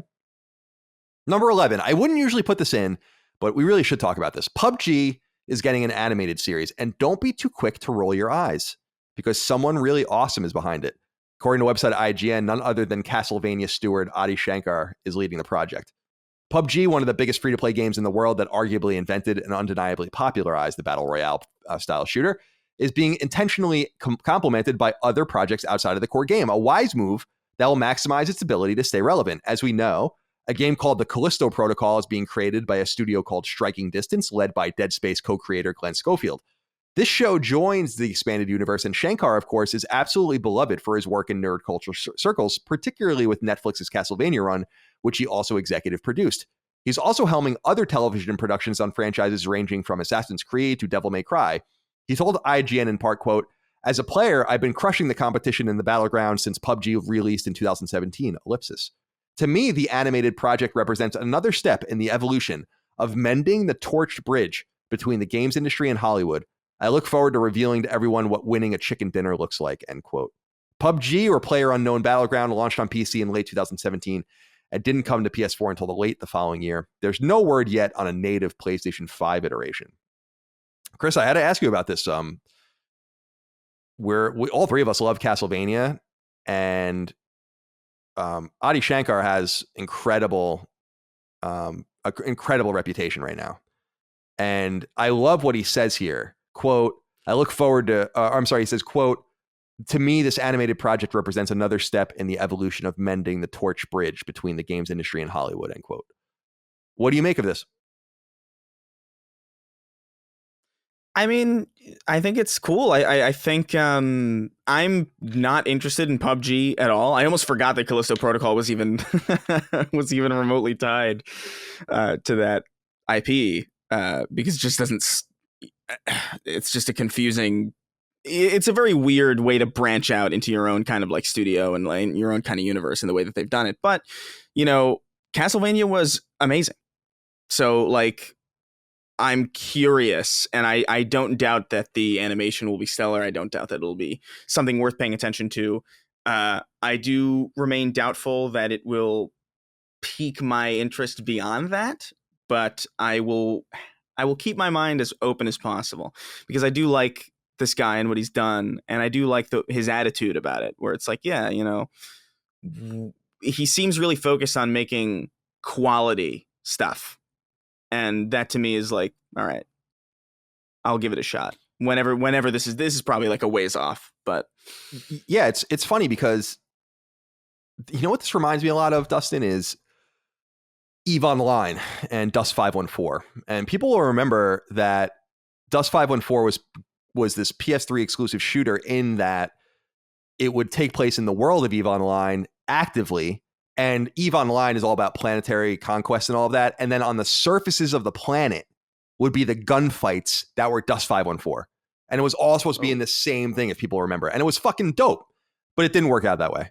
And so after ever getting burned when I was at IGN, believing that this game was going to be anything more than them just being full of shit, which they were, everyone's kind of tamped down that cross platform or cross feeling, like the microcosm of the game, and then like the broad strokes of the game and all the rest. What PUBG and others are doing, I think, is actually really smart. The Callisto Protocol is going to get me into that universe. I don't know if it's going to get me into it as a fan, but it's going to get me in through the door, and I'm going to play it because Glenn Schofield is great. Jupiter is a great setting for anything, and it'll be a lot of fun. So I have similar confidence here, although I don't know if it's going to be well-founded or not. It just reminds me a lot of that EVE Online Dust 514 thing, where they're trying to bring people in different ways to experience the same exact universe, even though they don't play the same games. Right. To me, I think the interesting aspect is just that, I don't know, maybe they're feeling confident about the future of this world or whatever you want to call it, just because PUBG, I feel like, is out of the limelight. And I just realized one correction for you, Colin, is PUBG is not free to play. It still costs $29.99 on Steam to buy, which maybe at this point it needs to go free to play, but it's a top seller under the battle royale category still. So maybe not. But I don't hear about PUBG at all, and I don't think it's even really that big on Twitch anymore. But maybe, between this show, between the this other game, maybe there's some grand plans that they're confident in. Yeah, we'll see. I do think they're making the right moves by investing early and often in some of these things. Comparably speaking, I often made fun of Riot Games for riding for 10 years without announcing basically anything outside of League of Legends. And that's a massive mistake. You have to have things burning at all times, cooking in the kitchen. So from that perspective, right, I'm interested to see it, but we'll see what happens. And I'm not going to watch the anime series or the series, but I doubt, but I am open to being exposed to this universe in a different way. Very much like, again, I was exposed to EVE Online through Dust 514 because I'm far too stupid to understand EVE Online. Number 12. This is a wrap up. The official PlayStation blog reports PSVR game I Expect You to Die launches August 24th, and racing game Grid Legends comes to both PlayStation 4 and PlayStation 5 at some point in 2022. Website Push Square reports interesting JRPG Dodgeball Academia comes to PlayStation 4 on August 5th. That game looks great. Wrestling title Action Arcade Wrestling comes to PS4 on August 10th. Slick-looking Metroidvania Recompile comes to PlayStation 5 on August 19th. And fantasy-themed Lost in Random comes to PS4 and PS5 on December 10th. The website also reports Arc System Works' new PS4 and PS5 2D fighter Guilty Gear Strive has already surpassed 500,000 units sold. Website IGN reports unique visual novel Doki Doki Literature Club Plus has already surpassed 500,000 units sold only after a couple of weeks. Website Gematsu reports tactical games Strategic Mind The Pacific and Strategic Mind Blitzkrieg both come to PlayStation 4 and PlayStation 5 on August 5th. Adventure game Tetragon and puzzle title Faraday Protocol both come to PS4 on August 12th, well-liked Tetris Effect Connected comes to PS4 on August 18th. Detective game Agatha Christie Hercule Poirot. I can't ever say this fucking French dude's name. We had an episode about this. Hercule Poirot. For whatever. He comes to PlayStation 4 on September 28th. Strategy shooter Lemnis Gate has been delayed on both PS4 and PS5, but will now launch on September 28th. Roguelite Ever Tried comes to PlayStation 4 at some point this fall. Arcade shooter Rolling Gunner and Overpower comes to PS4 at some point later in 2021. And both horror game Tormented Souls and puzzler Inked A Tale of Love come to PS4 and PS5 at an unknown point later this year. The website also reports 3-year-old fighting game Soul Calibur 5 has surpassed 2 million copies sold, while the more recently launched Super Bomberman R has surpassed a staggering 3 million copies sold. And finally, longtime Sony second-party studio Quantic Dream revealed that its 2019 PS4 game, which also later came to PC, Detroit Become Human, has surpassed 6 million units sold. So congratulations to them. Very good. All right, boys, we end every episode of Sacred Symbols, a PlayStation podcast, with 6 questions, comments, concerns, thoughts, and ideas from the audience, as solicited on Patreon at patreon.com/laststandmedia. Thank you for supporting us there. Andrew Orana wrote into us and said, "Hey guys, hope you're well. I've been buying a lot of Vita and PS3 digital games recently, and it made me think, why don't companies make a modern version of old hardware for super cheap? I bet if Sony released a modern version of the PSTV that had a better Wi-Fi antenna and SD cards, it would definitely sell millions. Just me thinking of ways to save legacies of those devices before the hardware inevitably stops working. All the best." I don't know if it would sell millions, but I like this idea, Chris, of, and I've been long an advocate of this too, like, why wouldn't you just continue to make hardware? I know that it's like not convenient, but it would be interesting if Sony was just like, yeah, we have PS2s, we're still selling them, like if you want them, as opposed to having to go on eBay and hope for the best or whatever the case might be. Do you think there's some promise here that's, I mean, they're never going to do it, but would you like to see a situation where Sony was like, yeah, we sell $20 PS1s and $20 PS2s, and or would you rather them just put the time and effort into what we all hope they would do, is to just make something universal? Yeah, I mean, I would just prefer having proper backwards compatibility, to be honest about it. Like it would be nice to be able to get like a mint condition, like properly working, like brand spanking new PS1. But like, other than like, for what reason? Like nostalgia? Like you could get a modded PS1 that does like way more than anything that Sony would let you do with a modern version of it. So like, to me, it's not really that worthy of an endeavor. As much as like, personally, I would like to live in that world. It'd be kind of cool to be able to go and like, hey, I'm gonna go pick up an N64 from Best Buy, and it's like a new, and then there's like new cartridges and shit like that. It's like, yeah, that would be a neat universe. But I would also just prefer to have my PlayStation 5, my modern PlayStation 5 that only takes up one outlet and one input, be the hub for my PlayStation experience. I would rather be able to, even if it's just like the way that those old systems ran, like it would be cool to like emulate the PS1 on the PS5, like, or get like, hey, I'm in PS2 mode, you know, and like kind of tweak the specs to run like a PS2 and have like the menu from there, or like even the cross media bar from PS3, and just have all this celebration of all the previous generations in one place. With modern hardware, with modern, you know, cables and all the benefits of HDMI and upres, and that to me is far more enticing than, oh, you can buy a PSTV, but it's better now. Like, I don't need more devices. I just need my devices to do what I expect them to do, which is kind of what Xbox is doing really well. Like, because I can go on my Series X in the living room, and all my shit from years ago is on there. And I don't have to hook up the 360 if I want to play, you know, the original version of, you know, Gears, or I don't have to plug in the original Xbox to play Fusion Frenzy. I don't need that. I don't need that extra hardware. I don't need those extra cables. That is so much more enticing to me than just like, hey, here's a PS1 for $20 with new materials and a better chip. Like, also, those things, by the way, would be like distractingly confusing, because the tech that you would need equivalent to run PS1 games now would be so light that you'd pick up like a modern PS1 built to the same form factor, and it would be jarringly light, right? To the point where it would be like, we already have the minis technically, kind Sure. of like that's kind of like a half step between what we're talking about. But I would just rather they all be in the same ecosystem, you know. What do you think, Dustin? I can't escape this. I know that this sounds so silly for mega billion-dollar corporations that don't really need to nickel and dime necessarily, although they do anyway. But I've always been tempted, but like you see like limited run games, right? Or we published our games through East Asia Soft. Like, does Sony realize that if they published 100,000 copies of the original Burning of Legacy of Dragoon or Legend of Dragoon on PS1 that people would buy it?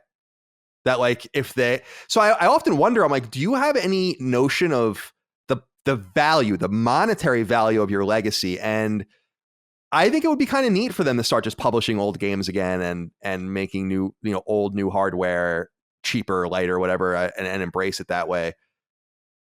I think it is a very niche thing, but it doesn't mean that I wouldn't want to see that. Right. It would be cool, no doubt. I just think that it would be too niche of a product in that the retro enthusiasts would never be into this idea. They are so set on original hardware. And then everyone else, I think, would be like Chris, where they just want it to be either something that's tied to, modern hardware with PlayStation 5 or the PS1 Classic, which is just, sometimes I think about that PS1 Classic and it's so upsetting because it could have been so cool. And it was the exact opposite. It was like the idea was right, but literally every other check mark with it was wrong completely. Colin, your idea though about repressing some old games is, was it this show or a different show we talked about it? Like you can, for example, right now, you can go on Amazon and you can buy a brand new copy of Chrono Cross from Square Enix for $23. Like a PS1, like a PS1 copy? Yeah. From Square Enix. It says brand Square Enix, and it's sold. Okay, it is sold from a different seller. I do remember this being a thing, though. Let's see. They also have Final Fantasy Chronicles for $22.99, and I think it may have also been in the Square Final Enix Fantasy shop. Chronicles? That's interesting. Yeah. So there's been some people that have experimented with this idea. Yeah, I like the idea of that because you want to hurt the after seller market. You just come out with stuff and just say like, what the hell does Sony care? They don't give a fuck if it destroys the value of your retro game collection. And if I were them, I'd probably be like, why do they get the value of the retro game collection? We should just keep milking these things for all they're worth. But yeah, I don't know. It's just something to think about because physical games are just so big right now, and people missed out on a lot of games and they want to go back and buy them again. I feel like there's a lot of value there. Ryan Gerson wrote into us and said, "Hey, Corpulent Dingus Coalition. Okay. After playing Ratchet and recently jumping back into the Division 2, I've been thinking about how a game feels, how it feels to press a button, move a character around with sticks, etc. Do you feel this has reached its pinnacle? Some games like Doom Eternal, Horizon, Dead Cells, to name a few, feel so nearly flawless in their feel. This is largely due to low latency inputs and a million other things on the design side. Do you boys feel like this is as good as it can get with a gamepad? And what games do you think have the best feel? Thanks for all that you do." Dustin, I'm curious how you feel about this question, pardon the pun. I do feel like games have reached a peak of feel. And this doesn't mean that you can't eat around the edges, especially in 3D spaces with how games operate. But when you think about a shooter, what shooter feels better than Call of Duty or Destiny or whatever, Doom, depending on what you're looking for, in third-person realm, Gears, or The Division? What game controls better than Dead Cells if you're playing a 2D, or Hollow Knight or something like that? I do feel like there's something about that. And I often get confused when I play a game that doesn't feel right because it's as if they don't understand that someone else has just done this better and you should just embrace the convention. So what do you make about this question? Yeah, I think particularly recently we've had a bit of a huge boost in game feel overall. People remember who played retro games on CRTs having insanely low latency because everything was analog. And of course, latency is just one factor in this conversation, but we lost something when we went to flat panel TVs for like much higher latency in addition to 30 FPS games. Both of those were factors, and also game design has increased to game feel. You think about something like, let's just take a shooter like Destiny. There's so many factors. There's latency, there's frame rate, there's what you see visually. Like in Destiny, you see the numbers popping off of an enemy on how much damage you're doing. That is part of game feel. The sound a gun makes, the time between reloads, all of that. And I'm really curious about Chris's. Chris knows this more than me because you have like an extensive knowledge about Halo and like what attributes to that game feeling so unique. So do you think I'm on the right track here? Yeah, I mean, I think game feel has a lot to do with. I don't think it stops at the controller or at the inputs. I think it has everything to do with like the auditory experience, the visual experience, even just something like in Destiny specifically, like the way that they go about sound design, where not every gun feels strong or like it's going to blow everything away, but like you recognize the sound of a gun even when it's fired from across the map. It's like, oh, that's the last word, or oh, that is that gun. And you recognize it. And that's like tactical information that you're absorbing, even if you're not really thinking about it, which leads to you feeling more involved and leads to you feeling more like you're present in the world. And like they've always gone for this like stylistic approach over realistic, which is I think a lot of games could learn from that, I think. But I don't know, man, game feel is such a complicated thing to talk about because I think people think differently about like what games feel good. Like to me Crash Team Racing feels fucking amazing. Like it's such a flawless kart racing experience. Like it's so competitive, it's so tight, it's precise, it's fast, it feels fast, it's really good. But then there are people who like prefer like the kind of floatiness of Mario Kart and like the weightlessness of Mario Kart, and that's like a benefit to that game to them. Whereas to me, I look at that and I think that's just a weightless kart. It's kind of I don't feel anything from that. Like it feels numb when I play that game. Or even something like Colin and I disagree on Shadow of the Colossus. Like you think you're not a fan of the way that game feels. Like, right? Like as far as like moving around. But I remember playing it for the first time in 2013 or 2012, something like that, when it was on the PS3. Years after it came out, years after plenty of developments were made as far as like development and like technology and game feel. And I played that game in 2013 for the first time, and I was like, this feels incredible to play.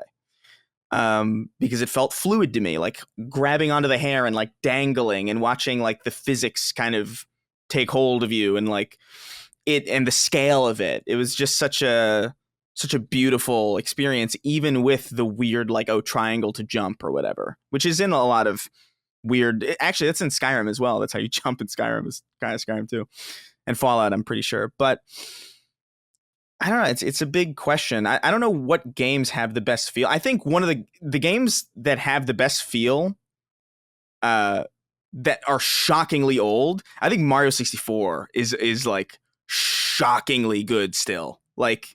It's definitely aged, but for that time to have that much control over your character and to have that much like physics at play and like to understand like how physics would interact with like other things, and like that is a really remarkable achievement for that time as your debut like 3D experience, like on new hardware, like where 3D will become the norm. That is insane, that game.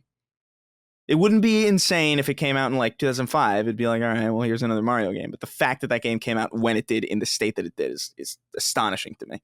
Yeah, especially all on one stick, basically. You know, crazy. Yeah, but I don't know. We could go on for hours about this, like what games feel great. I think Destiny feels great. I think Halo 3 feels great. I think Shadow of the Colossus feels great. I think Crash Team Racing are the ones that come to mind as like games that feel amazing even despite their age. Not Destiny so much because that's newer, but yeah. All right, let's get into this next one.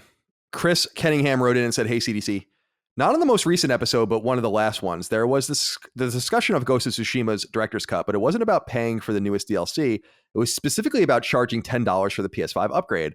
I'm surprised to see you all take umbrage with this. These guys didn't have to do a PS5 upgrade. They could have said the game runs great on PS4 Pro specs and left it at that, but they didn't. They went back to work on it and give us a better experience. That costs time and money. So in my mind, it only makes sense that they would charge for it. It's unfortunate that some people give this upgrade for free and others charge for it, but that's the market and it'll do as it pleases. Thanks for the great laughs and interesting conversations throughout the week. Thank you, Chris, for writing in.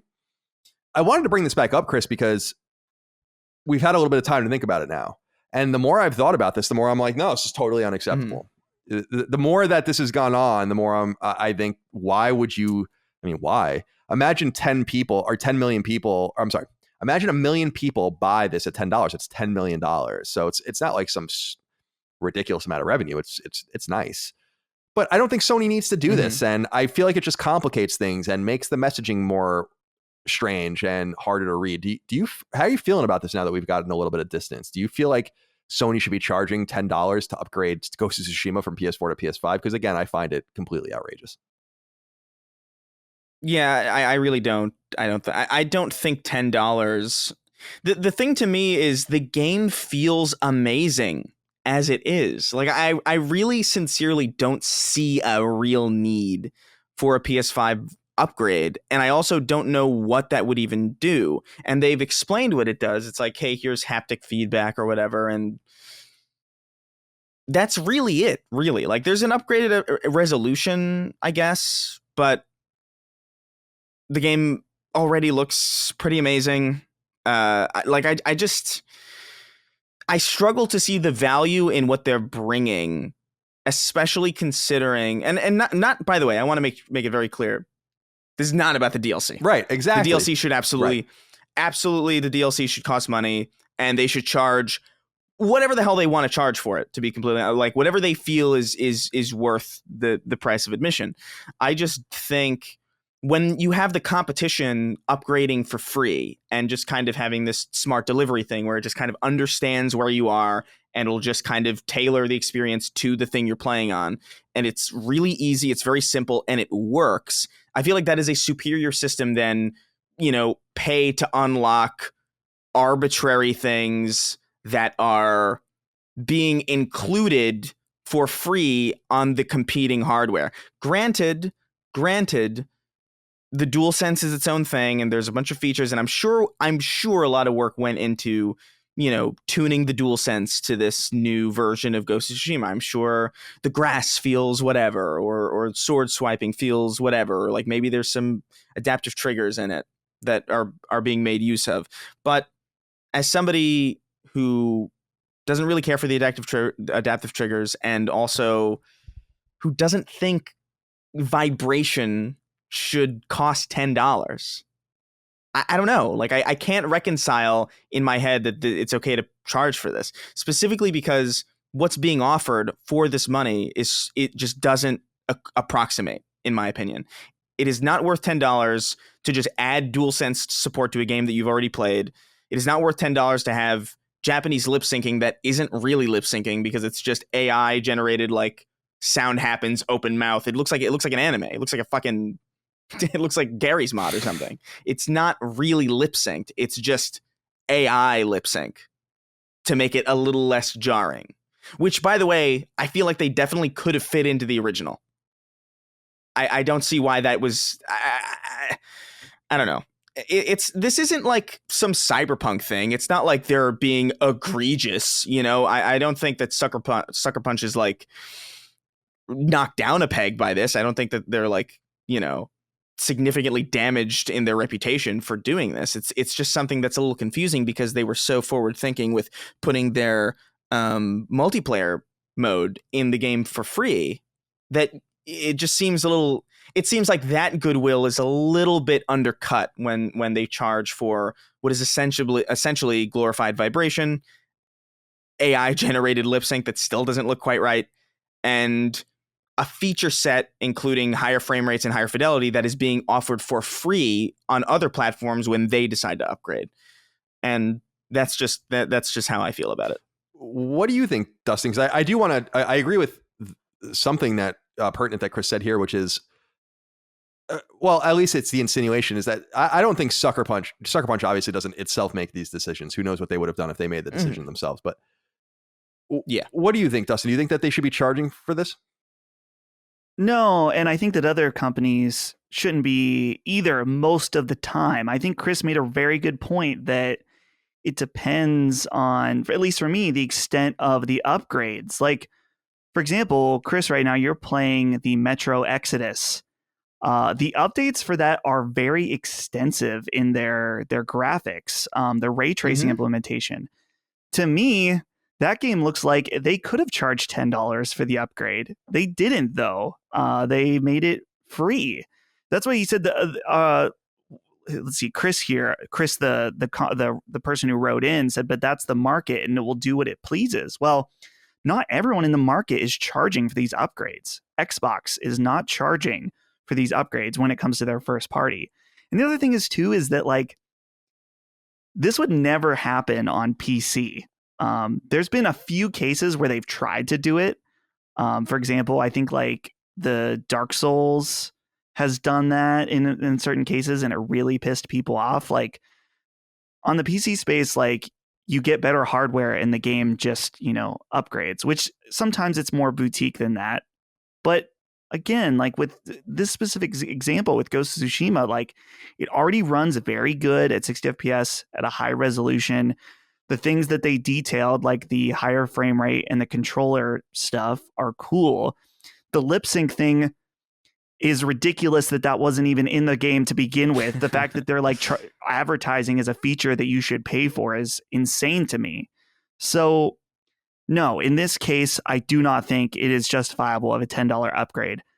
I'll be getting the upgrade because I'm spending $30 on the DLC, but to just charge $10 for that, I don't think is acceptable. Well, we'll see. I mean, we're going to see how people react to this. It is a little bit of a mixed bag, but I think you're absolutely right. That would never happen on PC. I think Sony's taking advantage, and that's fine. But I think what they're trying to do, to their credit, is, and I said this about $70 games too, is that they're trying to stand behind the value of their products so that if and when they decide to cut it off, it's not at the very beginning, but rather later on. Because if they didn't charge for this, then they'd never be able to charge for anything ever again. And so I think that's kind of a concern for them from a marketing standpoint. But we'll see what happens and how people respond when it comes out. I'll be buying the upgrade and the DLC. Actually, no, I won't. I'll be buying the DLC, but I'll be playing it on PS4. Fuck you, Sony. Sixto Rubio wrote in and said, hello, gents. Hope you're all doing swell. I just bought the 2 Death Stranding novels, and I quickly noticed that on the back it says, quote, the first volume of the official novelization of Death Stranding, the new franchise from legendary game creator Hideo Kojima, end quote. Now, I may be just grasping at straws, but I thought the choice to use the word franchise was interesting. Do you think this can mean that more Death Stranding games are indeed coming, or is it simply some marketing words that ultimately don't mean much? As always, keep up the great work. Chris, you're our resident. I mean, we all love Death Stranding, but you're our resident mega fan. Do you think this means anything? I mean, I don't think it means anything in the way that people, I think, in the way that Sixto is implying that it means. I don't think you're going to see a Death Stranding 2. I don't think you're going to see anything like that. I think it's plausible, though, that the Death Stranding universe could be leveraged in ways that are outside of games, or even outside of the genre of game that the first Death Stranding was. Like, I could see like Kojima doing something like weird, like in a different genre in that universe, because the art of that game is like really cool, and like the BTs are really interesting, and like there's a lot of value in that IP that isn't necessarily limited to games. I could see like comics and shit, like, and that's just basically when you have books already, right? You have books and a game, that's a franchise. Right. That's just the simplest answer to that, is like, if it's just one game, then sure, like maybe it could become something. When you have a game and you got novels and like you got, that is ostensive. That's a franchise. So it's really just saying what it is. I wouldn't take that as like some kind of confirmation of a second game. They wouldn't be so stupid as to confirm a second game on the back of a book. Like I don't think they would do that. So I think you're reading into it a little too much. What do you think, Dustin? I agree with Chris's assessment. I don't think we're going to get more Death Stranding, but right. But to Sony's credit, they do openly say they don't invest in anything that can't be, serialized in some way. Right. I think Chris is right in the fact that the word franchise is already being applied. Like I looked up the definition just to be sure. It's an authorization granted by a government or company to an individual or group enabling them to carry out specified commercial activities. So that book is part of the franchise of Death Stranding. An art book is part of the franchise. Yeah. There's 2 video games with Death Stranding and Death Stranding Director's Cut. Those two SKUs. So the franchise already is a thing. So yeah, Chris already nailed it. Yeah. That art book is amazing, by the way. Oh. I think you guys are right. I don't think we'll see more Death Stranding. I don't think there's demand for more Death Stranding, frankly. I don't think it's sold very well to begin with. And I think Kojima will be better off doing something new. And Sony as well, letting that go. Let's have some one-offs once in a while. Yeah. Yeah. Corbin wrote in and said, "Hey there, guys. I've been listening to Colin since his Beyond days and finally decided to support the Patreon. Welcome, Corbin. Thank you. Have you ever played a piece of DLC that was better than the main game? Bloodborne is one of my favorite games of all time. I thought the DLC, The Old Hunters, was better than the base game. Other games that come to mind are Dark Souls 3 with the Ring City DLC, Prey 2's DLC, etc. Appreciate all that you guys do. Stay well." Thank you, Corbin, for writing in. Now, Dustin, you know what came to mind for me with this one was my favorite piece of DLC probably ever is a 2009 piece of Fallout 3 DLC called Point Lookout. And I absolutely adored that DLC. For people that are unaware of it, it basically, you leave the wasteland, you go to an all new map. It's smaller and it's in like the Maryland swamps and you're dealing with like backwater shit. And it's super fucking cool. And I loved Fallout 3's run for the most part of their 5 pieces of DLC, from Operation Anchorage, which was okay. That was like about the Chinese invasion. Or it was like a simulation of the Chinese invasion of the United States. And then they did The Pit, which takes place in Pittsburgh. But that's a game that came to mind for me where I'm like, I've truly believed that in totality, a map of the Maryland swamps would have been much more interesting to experience than looking back Washington, D.C. itself. So that comes to mind for me. Also, some BioShock DLC, specifically with BioShock 2, the Minerva's Den DLC, and BioShock Infinite's DLC, which brings us back to Rapture, is not better than the game, but I would say just as good as the game. Are there any answers that, well, how do you feel about, you're a Bloodborne guy? Yeah. I mean, how do you feel about Old Hunters? He's saying Old Hunters is better. Old Hunters is fantastic. Very, very good. I would not say that it is better. In fact, I like DLC, but I've never, even some of the best, I don't know if I would say that anything that I've played, I've been like, this is better than the main story. I will give a particular shout out, even though I haven't played it, is he mentioned Dark Souls 3 with Ring City. Dark Souls 2 notoriously is the black sheep of that franchise, but the DLC, many fans regard as better than the main game because they were able to take in what people didn't like about Dark Souls 2 and kind of like apologize with DLC that kind of fit more of the mold of what people wanted. What do you say, Chris? Where are you on the DLC argument? Are there any standouts to you that would be better than the main game? It's hard for me to say because I think I'm along the lines of where Dustin is, where like I think because inherently DLC having to be built based off the game that you're already playing has less new things to surprise you with and less. You're not getting like a full-fledged sequel, so you're kind of getting this half step of excitement. So like nothing has ever been added to a game that I thought was more exciting than getting the game for the first time, or like playing through the game for the first time. But I do think Burial at Sea is amazing in BioShock Infinite's 2-part DLCs. I've heard very, very good things about Far Harbor. Fallout 4's first DLC. I might be wrong on the numbering of that, but it's one of the Fallout 4 DLCs, and Fallout 4 was like kind of notoriously like, it's not super well received. I think people enjoyed it, but it was, everybody agreed that it was like a bit of a step down. Far Harbor, I've heard nothing but good things about, even from people who like really genuinely didn't like Fallout 4. But I think generally speaking, I'm just not really a DLC guy. Like a DLC rarely holds my attention. Even Doom Eternal, as much as I love Doom, like there's these 2 chapters, The Ancient Gods, part 1 and 2, I think. And I played through a decent chunk of it, and it's good. but I'm not as excited to play the DLC of Doom Eternal as I was when I played Doom Eternal for the first time.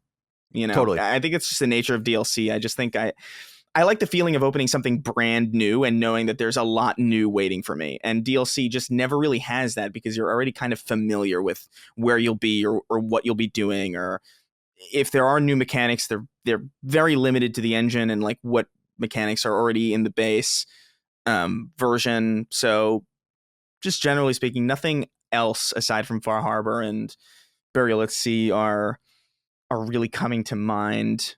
I can think of one that was shockingly disappointing, which was, not to get too negative, but I feel like ending Spider-Man PS4 with those like 3 like kind of like weird DLCs was kind of like strange, because I felt like I felt like, wow, these chapters of DLC would have been really great if they had the money and time to be fleshed out in like a proper sequel. Totally. And I kind of felt, I don't know, I kind of felt like what a weird way to, I don't know. When you finish Spider-Man PS4, you kind of feel like you want more, and then you get it, and it's just kind of like this, not low effort, but definitely less effort than the main game. Well, certainly not. Certainly doesn't require you to, or shouldn't require you to go play the game again. See, that's like my whole problem with DLC is I'm done. And that's why it's fun to go back to games. Like I'm going back, like I said, to Metro Exodus soon and stuff. And there's DLC, and it's like, well, cool. I didn't miss it. So it's just, I have no idea what the DLC is. I guess it'll just be a part of the game. Like if you go play Fallout 4 and you buy the season pass, then you have no idea what the DLC is. And that's or Witcher 3, right? As another great example coming out later this year on PS5. That will be all folded in with the wine, what is it called? Water and wine, or whatever the hell it's called. And right. Yeah, blood and wine, right? I think.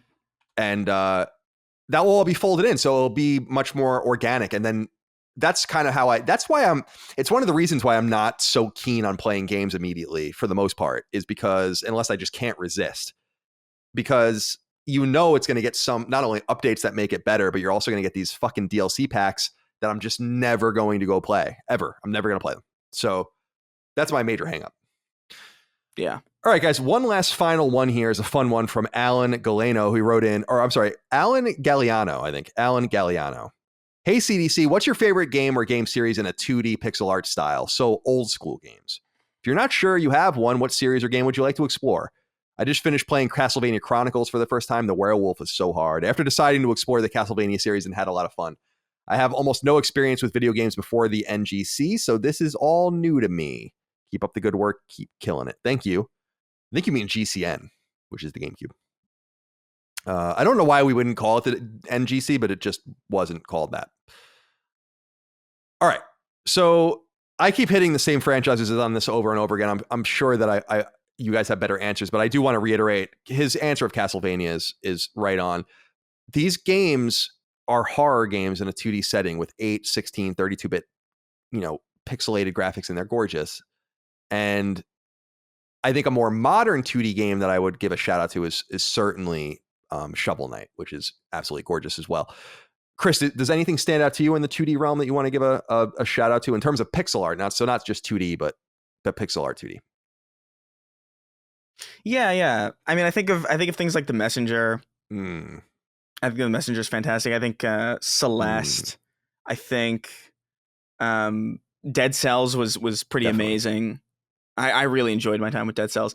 Katana Zero is also like a really weird, really, really bizarre game. Hotline Miami is like a big one too. But like one that I for some reason, and this is probably going to sound very bizarre, it's stuck with me for a long time, and I've been wanting to go back and play it. Chasm? Yeah. For some reason, I really like, it's been in my head for a long time. That's not like an exceptional game by any means. It's not like doing anything that any other game hasn't done before. It's not particularly unique, but I remember playing it and being like, this feels really nice. Like I feel really like, I don't know, like at peace playing this game. There's something really charming about it. It's very simple. It's we talked about it on the show like a long time ago. I think they sent us codes, but those are just some of the ones that I don't play a lot of 2D games, in fairness, but those are the ones that stick out to me. Celeste in particular, I think is fantastic. Yeah, Celeste is really nice. Also has a really wonderful soundtrack, which brings it all together. Where are you at with this question, Dustin? Yeah. So as far as actual old school games, of course, Super Metroid, so good. I did not play it growing up. I actually played it for the first time maybe 4 or 5 years ago now on the Super Nintendo Classic, and the game is fucking awesome. So check that out. As far as a modern one, I'm gonna have to say Undertale is one of my all-time favorite games of all time. It's an RPG game where you don't have to kill anyone if you don't want to. You can fight or you can befriend. And the game does really, really unique things, unlike any other game I've ever played, with the choices on how you play it and repeated playthroughs. It is the only game I can say that, as cheesy as it sounds, I'm willing to be a little vulnerable here, I believe made me or helped me become a more empathetic person just from the story. I love this game. I know the fan base is cringe, but that's okay. Sometimes like something like Rick and Morty has a cringe fan base, but it's a really good show. Right. I feel like Undertale is kind of like that. It is a fantastic game with really, really awesome ideas, great characters. The fan base might take it a little too far sometimes, but that shouldn't distract from the original creation. No, I agree. It's an interesting choice, very stylistic choice too. I'm all about pixel art. That's all we're doing with our games is pixel art. So it's a really wonderful medium for artistic expression and seeing what people can do with it. Not only with really detailed stuff, but also like bigger, chunkier pixels and much more low res and all that. It's all really impressive and fun. Yeah. And so a really great stylistic choice for any game. And thank you, Alan, for writing in, for being here with us. And thank you all out there for joining us for a lengthy episode of Sacred Symbols, a PlayStation podcast. We appreciate you. Chris, do you have any closing comments before we go? Not really. I'm just gearing up to get this move sorted. So like I'm hoping that I can find some time to play some freaking games soon, because I've been itching to do it. I can't focus. Well, I understand that. I've got so much on my mind. Totally. Dustin, closing comments. Closing comments, just a final thank you to everyone who bought tickets for the event. Totally. We're so excited. And I think, it's an excitement for the event, of course, but just an excitement about the future about this. Last episode, Colin, you said like the future of our events are going to depend on this one. And it's like, we've already cleared the first barrier. Is there demand? And that's thanks to you guys. Yeah, it's a little scary to put yourself out there and not know. But we put ourselves out there over and over again, and it just gets better and better. So we're just going to keep doing it. To be frank, and I think I told you this, Colin, but like I was like, maybe we'll sell all the tickets to our patrons by the end of the weekend, and there will be like, 10 to 30 tickets left for the public. Never did Ben and I expect that it would be 30 minutes. Like never, in no reality. So we were very humbled by that. So thank you. Yeah, it's awesome. We're looking forward. We're all going to be there. The three of us, Maddie, Cog, Dagan, Micah, Ben, we're all going to be there. It's going to be fun. Our favorite games of all time. And that will be available to probably on YouTube. I don't know if we'll put it up on podcast services, but on YouTube for sure, we'll make it available at some point. So you can check it out, give us your feedback and all the rest. In the meantime, we'll let you go. We've held you long enough. We thank you for your kindness, generosity, and support. And we'll see you next time on Sacred Symbols, a PlayStation podcast. Until then, goodbye. See ya. Take care, guys. Sacred Symbols, a PlayStation podcast, is a product and trademark of Last Stand Media and Colin's Last Stand LLC, and is proudly recorded in the USA. The show is conceived by, is written by, and is directed by me, Colin Moriarty. My co-hosts are Chris Raygun Maldonado and Dustin Furman. The show is produced by executive producer Dustin Furman. It's edited by associate producer Ben Smith. All of Last Stand's theme music is by my best friend, Ramon Narvaez. As you know, all of Last Stand shows, including Sacred Symbols, are fan-funded on Patreon at patreon.com/laststandmedia. The following names are at the producer level on Patreon, our highest tier, and we're grateful for your thoughtful and kind contributions to our independent endeavor. Thank you.